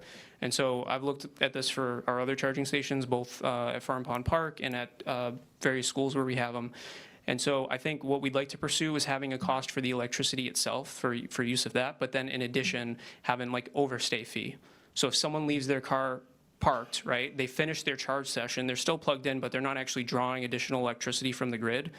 If you didn't have an overstay fee, then they would, like from a purely financial basis, they don't really have much of a reason to move their car, but you can specify an overstay fee that will motivate them that, they're going to keep racking up charges until their car's moved after the session is done. Right, and I just want to make sure there's a fail-safe on that so that shuts off and doesn't keep running and running and running to create a problem. Yeah, and you can put a cap on that too. Like a lot of that is very customizable. Thank you. I was just going to say, I think. Wait, sorry. Very quickly, because we're really getting late here, and we have other important business to do. based on the signage, we would also still have opportunities for enforcement through the normal means for regular traffic and parking signage. So whatever that be, if it's towing, if it's ticketing, that sort of thing. Thank you. Ms. Feeney? Just really quickly, thank you. I want to thank both of you for coming with this plan. I think, and I don't even drive an EV yet, but I think we need more in the city, so I appreciate these two locations. My question, and just to say something to what my colleague just said, I hope that there's EVs in the new parking garage. It's not an and/or. So my question is, what's the plan moving forward? So we start off with these two locations. Is there more coming with this contract, with this grant, or like, what are you looking at for timing? Because I selfishly would like to see some in Framingham Center. So, thank you. Thank you for the question. Yeah, so I think through this program, these are the two, we're really considering this a pilot, right? These are the first on-street charging stations we'll have in Framingham, and so obviously there was some stuff, working with the Traffic Commission to figure out. I think moving forward, we have some great initiatives. So one of them that we've just finished and I've been waiting to launch, I wanted to see kind of like news on the pilot stations. We have an EV charging map where residents will be able to go on, vote for their favorite locations, and then they fill out a survey. Are you a resident? Are you a business owner? Do you work here? We can start gathering data on like, where do people really want to see the next stations that we do? And it's not just for the city, it's also for local businesses too. We want to use it as a resource to reach out to them and say, hey, next to your store, a ton of people would love to have a charging station. And so it can kind of be an informational resource. And then the other quick thing I'll say is we're also working with the MEPC on a non-grid tied pilot. And so we're really excited about that. We're still working through the details. So we have some more stuff that we're looking at along the way. Ms. Bryant? That is great. I applaud all the detail that you've done, and the surveys would be great.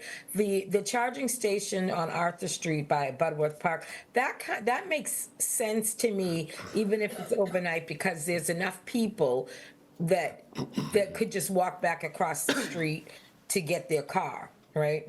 Now, by the library, I don't know, is there enough people that could actually take advantage of that? Because if you're leaving your car, maybe it's just the name, overnight charging station, that's a problem. Because I think a lot, you have to get back to your car, so you need the charging station to be right near your house, really. So I'm wondering whether that station will be, I think in the daytime it might be okay. People at the library or in other places for a couple of hours, they leave it, they come back. But like overnight, I think would be not successful there. Because is there that many houses that have, or any that have electric cars in that region? Okay, Ms. Bryant, anything else? No, that's it. Okay, so I would add, I don't love the Lincoln Street locations. I think that's a generally important area of the parking, especially with what's going on there. So I think it's an opportune place for them on Lincoln Street. And I don't see why we're going to be putting a brand new library parking lot in. Why wouldn't we put them in that parking lot?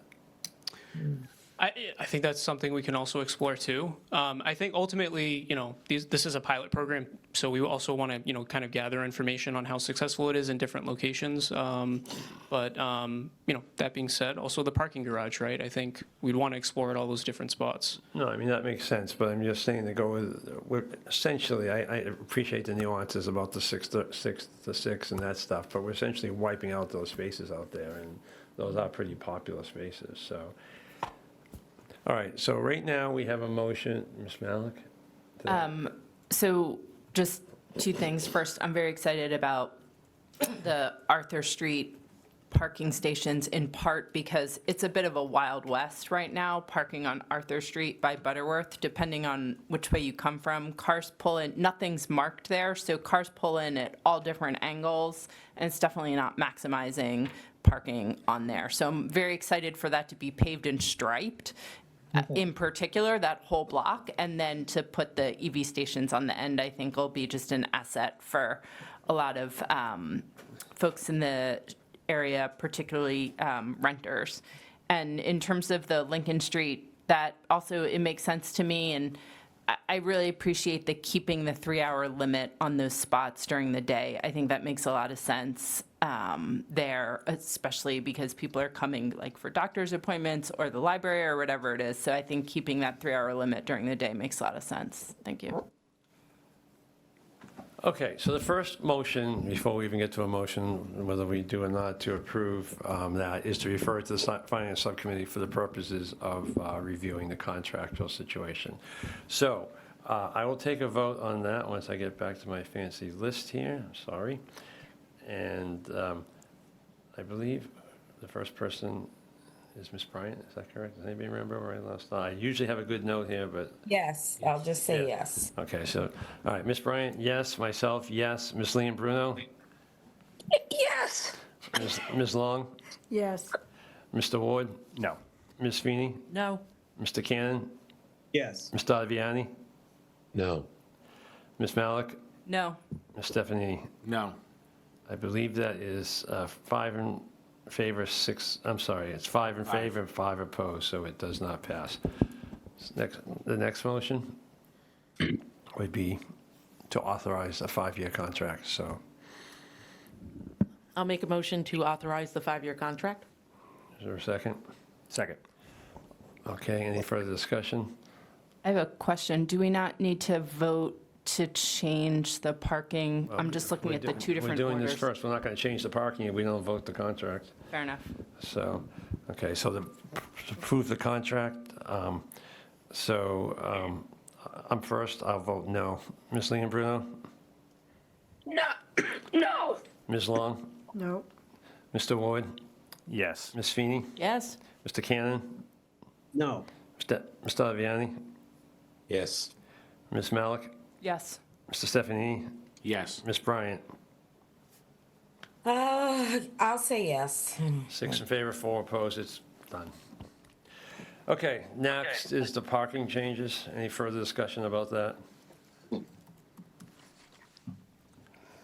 Did they want to address the question about the Lincoln Street, EV vehicles in the area? I don't think they have that data, Tracy. Okay. Okay, so is there a motion? So moved. I'll make a motion to approve the Lincoln Street EV parking. Is there a second? I'll second. Okay, moved and seconded. All those in favor? Ms. Leon Bruno?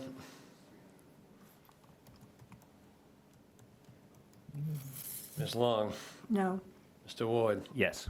Ms. Feeney? Yes. Mr. Cannon? No. Mr. Ottaviani? Yes. Ms. Malik? Yes. Mr. Yes. Stefanini? Ms. Bryant? I'm going to abstain. Myself, no. Ms. Leon Bruno? No.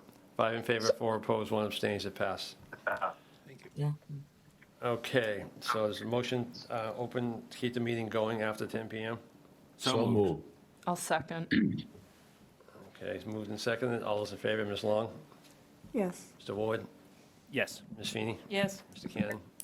Yes. Mr. Ottaviani? Yes. Ms. Malik? Yes. Mr. Yes. Stefanini? Ms. Bryant?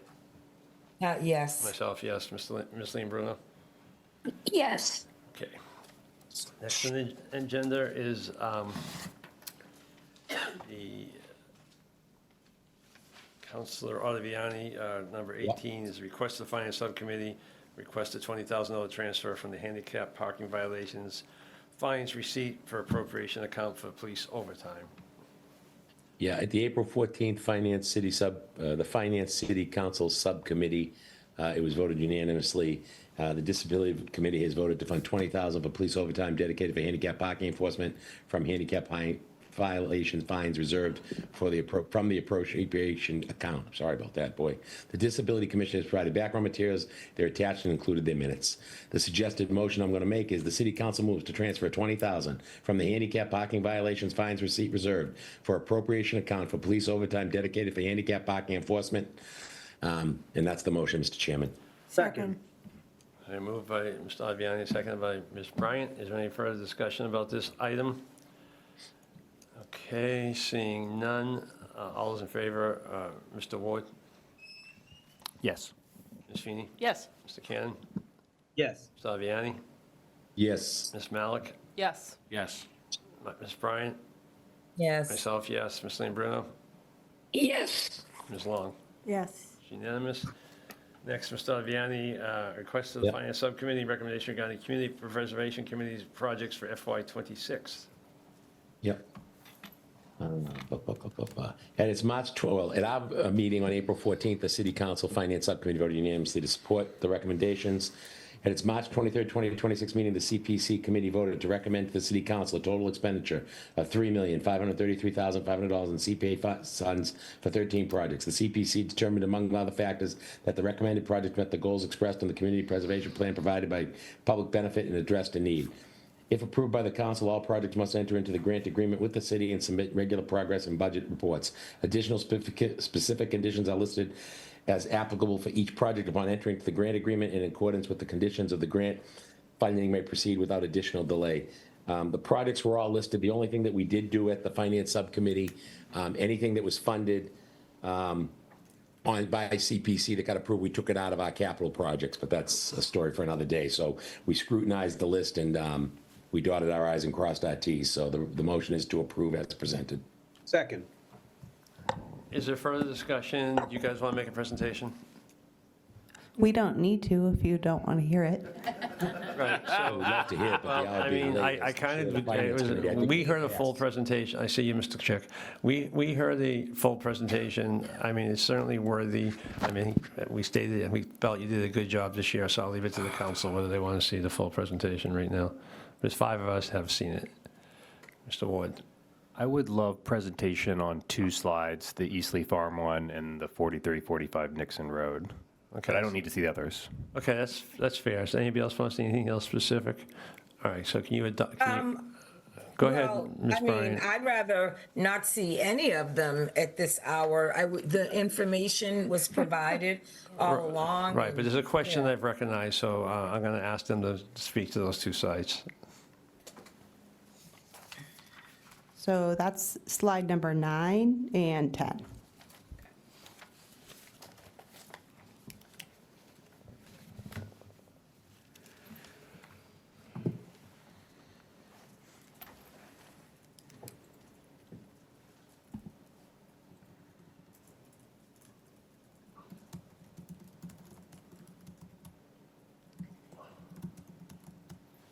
Okay, well, then I want to see.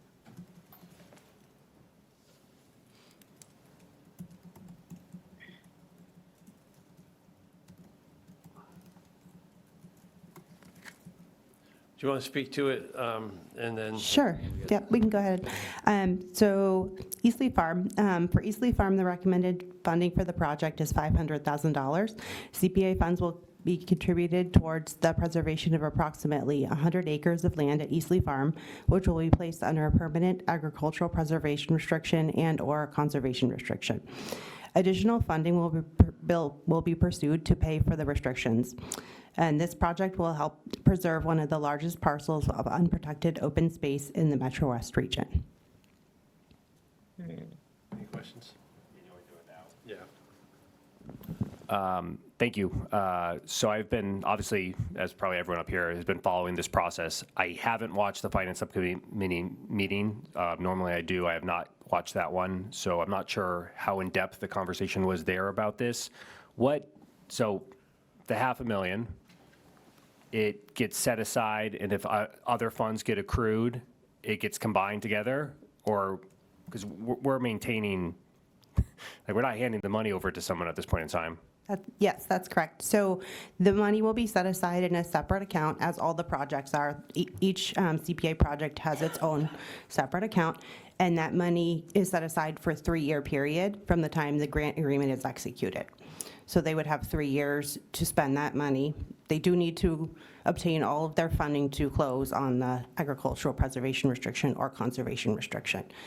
The applicant did intend to possibly come back to the CPA next year. They did mention that at some of the meetings. So that is a possibility. Okay. So in some ways, this is just like a demonstration of intent or interest. What restrictions and/or agreements were made or attached to this money? Like in terms of public access, in terms of public access and to the property. So there's no additional condition requiring public access, but the owner has indicated that he is willing to do that. And that was something that probably will be addressed through some of the other funding sources, like Sudbury Valley Trustees was wanting to come in and support that, and they would be looking for trail access. Another funding source is MDAR, so they're going to have additional requirements. That's the Massachusetts Department of Agricultural Resources. Okay, thank you. Okay, I anything would else? like to- Mr. Chairman? Mr. Stefanini? I just want clarification on Eastleigh. So what you're saying is that, because I thought the conversation at Finance Committee was that the council would set the conditions on that. So as I hear, what you're saying is the $500,000 needs to have an agricultural preservation restriction by MDAR. It doesn't have to be held by MDAR. So that's just one of the funding proposals. That's one of the funding sources that the applicant is planning to pursue, but it doesn't have to be. The agricultural preservation would be through MDAR. They could do a conservation restriction instead. That would not have to be through MDAR, but that's one of their proposed funding sources. But the reason I'm asking the question is because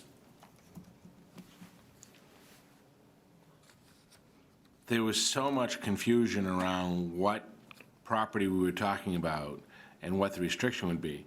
So if you got a 10-acre APR, would you issue the funding?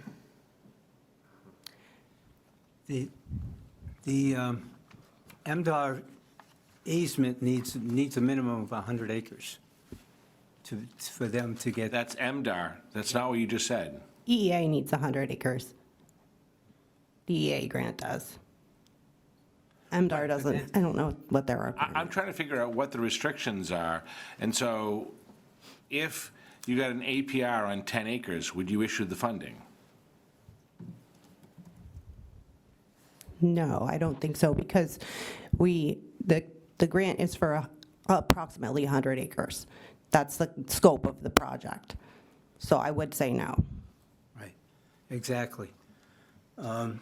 We know we didn't have the money to give to Eastleigh for their original request, which was changed during the process, but then at the end, it went back up to that.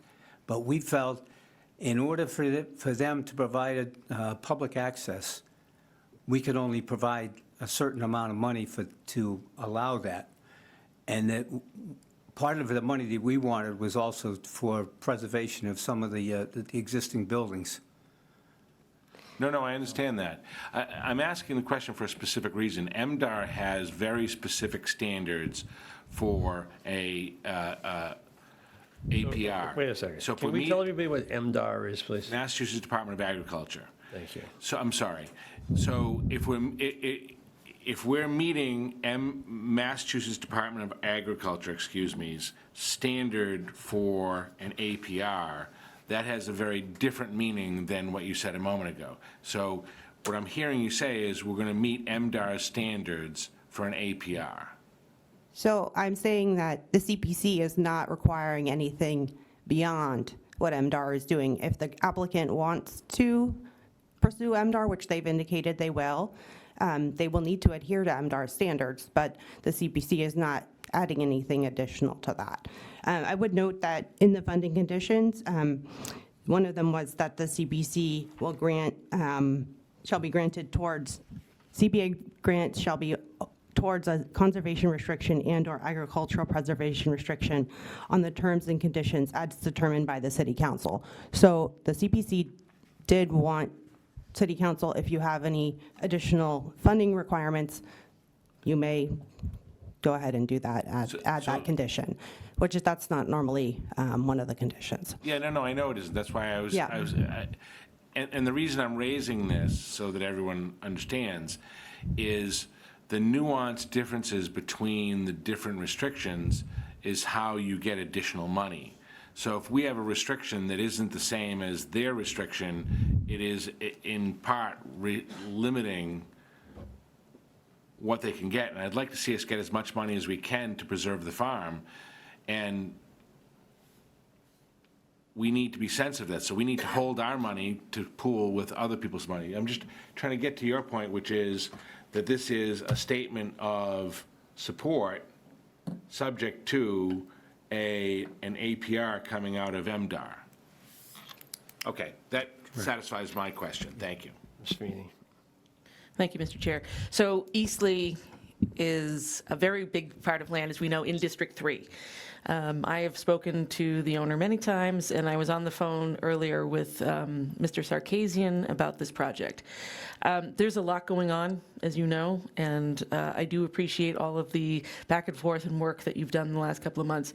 There's a big deadline that is coming up for a grant that the farm can pursue this week. So there's a lot going on. Do you need then anything from the council? Because the way that I have read it and have been told that, you know, it just sounded like you needed something from us at all with the conditions. If the answer is no, it's fine. I don't think so. All we need is just to get your recommended approval of our recommendation, really. That was my understanding too, for the EA grant. There's not an additional, they need 100 acres, but I don't think that they need any additional conditions from our end. Okay. I know this is going to be an ongoing property that we're going to be talking about this for a while. So thank you very much. Okay, anything else on Eastleigh? Okay, then also the Nixon Road property. Oh, wow. I can't, Tracy, do you have a question on Eastleigh? Not on Eastleigh. I would like them to also pull up the slide on Carlson Road and the Washacum Boardwalk. After they Okay, do. but we're not there yet, so Right, just, Nixon Road, please. Probably should have just done the whole thing. Sorry about that, but I was trying to get you out of here quicker. I know, well, I thought Tracy was in favor of that, but I was, but if we're gonna stay for that one, I might as well do that. I know, but I'm just saying we now probably should have had them do the whole presentation, but we're not going to change now, so let's go We'll with be very 43. short. Okay, so 4345 Nixon Road, the recommended funding for this project is $250,000. CPA funds will be used to acquire 9 acres of open space at 4345 Nixon Road, which will be placed under a conservation restriction. The purchase of land will allow for the creation of trails connecting to the Bay Circuit Trail. And Sudbury Valley trustees will be partnering with the city on this project. Do you have a question? Yeah, so this will be property owned by the city, and is the 250 the full cost of the acquisition? Want to take it? Go ahead. I can. Actually, Sudbury Valley Trustees is also putting in the same $250,000. The total cost of the 9-acre parcel is $500,000. And then, so then the city will how does that work? So Sudbury Valley trustees will be the owner, and then the city will hold the conservation restriction. Okay. The Conservation Commission will be holding the restriction. Okay, great, thank you. Anything else on Nixon Road? Okay, Carlson Road.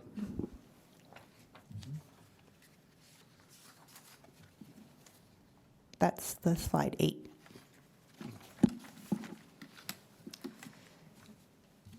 There it goes. So Carlson Crossing East, the recommended funding for this project is $600,000. CPA funds will be used for the construction of 4 affordable ADA accessible units at Carlson Crossing East, which will address a significant need in Framingham. This is part of a larger redevelopment project that will be funded through state and federal low-income housing tax credits. Thank you. I'm familiar with that now, but that's good. The amount and, yeah, the picture's nice too. So you're all set with that, Tracy? I'm all set with that one. Okay, Washacum Dock. Yeah. That's slide number 15.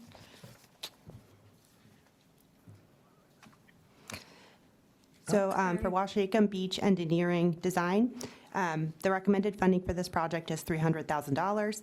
CPA funds will be used for the design of improvements to Washacum Beach, including accessibility, landscaping, new bathrooms, and supportive play features. Thank you. That's it. Any further questions? Okay, no further questions. Mr. Chick, sorry, I did remember that. It seems like a lifetime ago. It was. Ron Chick. I want to thank CPC for their hard work over many, many months. It's a lot of work, and I appreciate that. I just wanted to comment very briefly on the Carol Getchell Trail and the significance of that. The funding is for the middle section for construction. It parlays a $100,000 grant from Mass Trails as well. And I just wanted to indicate that there are 13,400 miles of federally designated wild and scenic rivers in the country. 1 mile is in Framingham. The Carol Getchell Trail is nearly 1 mile long along that section of river. Nationwide, there's very limited accessible access to wild and scenic rivers. This is unique property. It's unique nationwide. It's probably one of 2 or 3 wild and scenic rivers that will have such a significant access to people with mobility challenges. From end to end, when finished, it will be wheelchair accessible, and it's a wonderful asset for Framingham. And I thank CPC over the years for contributing to that. Thank you for your work on it, Mr. Chick. Okay. All those in favor of the recommended CPC projects? Ms. Feeney? Yes. Mr. Cannon? Yes. Mr. Aviani? Ms. Malik? Yes, sorry about that. Sorry, Mr. Stephanie? Yes. Ms. Bryant? Yes. Myself, yes. Ms. Lean Bruno? Yes. Ms. Long? Yes. And Mr. Right. Ward? Yes. It's unanimous. Next on the agenda, request of the Finance Thanks, Joe. Subcommittee. Thank you very much. Request of the Finance Subcommittee recommendation and vote upon the funding authorization for the 1156 Parks and Recreation. Mr. Aviani? Yeah, thank you, Mr. Chairman. As a result of the bargaining with the Framingham Park and Recreation Local Union, Labor Union 1156, the City of Framingham and the Framingham Park and Recreation Local 1156 Union have reached an agreement for a union contract effective July 1, 2025 through June 30th of 2028. Order 2026-030 requests the approval of the funding for the impact of year 1 of the contract effective in FY 2026. The MOA covers 19 union members, 6 vacancies for a period of 3 years, FY 2026, FY 2027, FY 2028, effective July 1, 2025 through June 30th, 2028, and the financial impacts are in our background material. A motion that the council hereby votes to authorize the funding of year 1 of FY 2026 of the Framingham Park and Recreation Local Union 1156 Leona Union MOA in the amount of $59,053. Second. Any further discussion? Questions? Seeing none. Mr. Cannon? Yes. Mr. Aviani? Yes. Ms. Malik? Yes. Mr. Stephanie? Yes. Ms. Bryant? Yes. Myself, yes. Ms. Lean Bruno? Yes. Mr. Long? Yes. Mr. Ward? Yes. Ms. Feeney? Yes. Unanimous. Next is the request of the Finance Subcommittee, a recommendation for expenditure from free cash for the FY 26 budget shortfalls and energy budget items. Yep. And then I'm sorry, I didn't say, these votes, this Finance Subcommittee met again, it was April 14th. This vote was unanimous as well as the previous one, I apologize. During the review of the FY 2026 budget, shortfalls in the energy budget lines of several departments, including capital projects, facility managements, library, park and recs, Loring Arena, cemetery, fire, DPW, was due to a utility rate increase issued by FY 2026 operating budget, was submitted to the council. Order 2026-031 is to request to appropriate $84,262 from retained earnings to FY 2026 Water Enterprise Fund and $272,907 from free cash to the general fund as follows.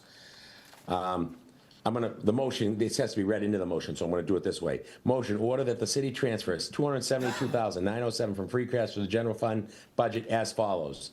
Loring Arena, $44,807, Park and Rec, $39,714, Library, $34,500, Cemetery, $5,179, Fire, $15,000, CPFM, $104,073, DPW Fleet, $10,308, DPW Sanitation, $8,326, DPW Traffic and Transportation, $10,700, for a total of $272,607.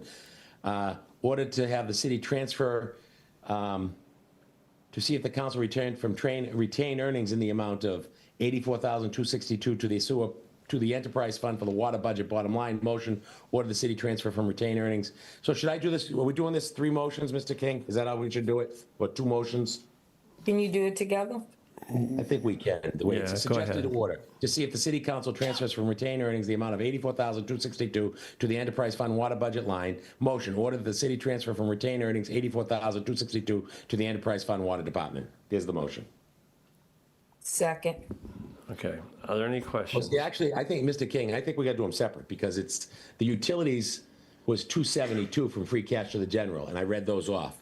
And then there was another motion, so I think we need to do two separate motions.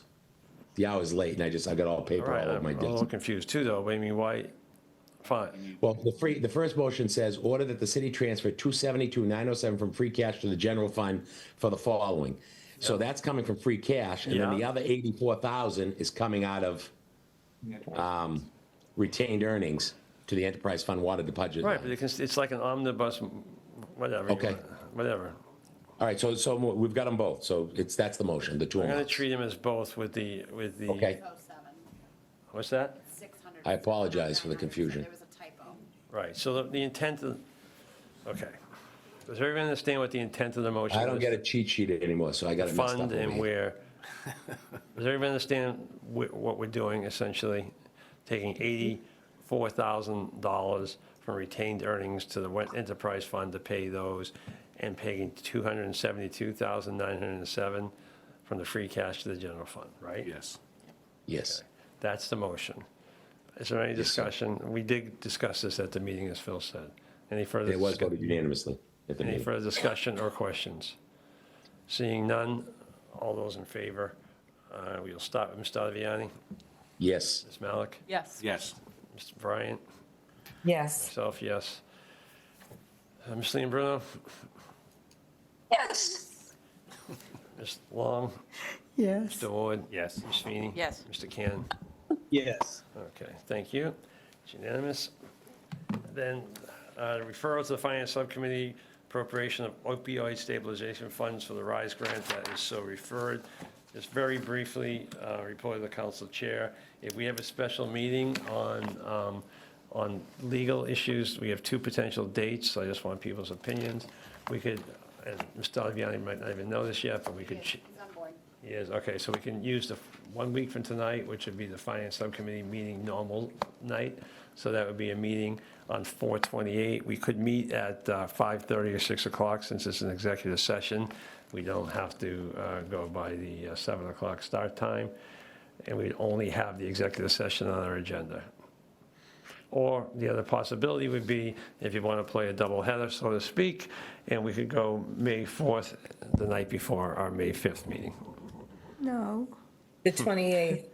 Okay, so we're going to probably plan towards the 28th to make sure we can make that happen. 5:30. If we can, it's 5:30. Anybody object to 5:30? No. Okay, that'd be great. Okay, very good. Sorry. I should have spoke up sooner. Can we do 6? Yep. Because I'm just, it'd be tough to get here by 5:30. Sure, 6 o'clock on the 28th. Okay, report of subcommittees, does anybody have anything? Report of Move to council? adjourn, Mr. Chairman. Second. All those in favor, Mr. Cannon, Yes. Mr. Aviani, Yes. Ms. Bryant, Yes. Ms. Leon Bruno, Ms. Long, Yes. Ms. Malik, Ms. Yes. Feeney, Yes. Mr. Fanini, Yes. yes. Yes. Oh, my Thank God. you all. Thank you very much.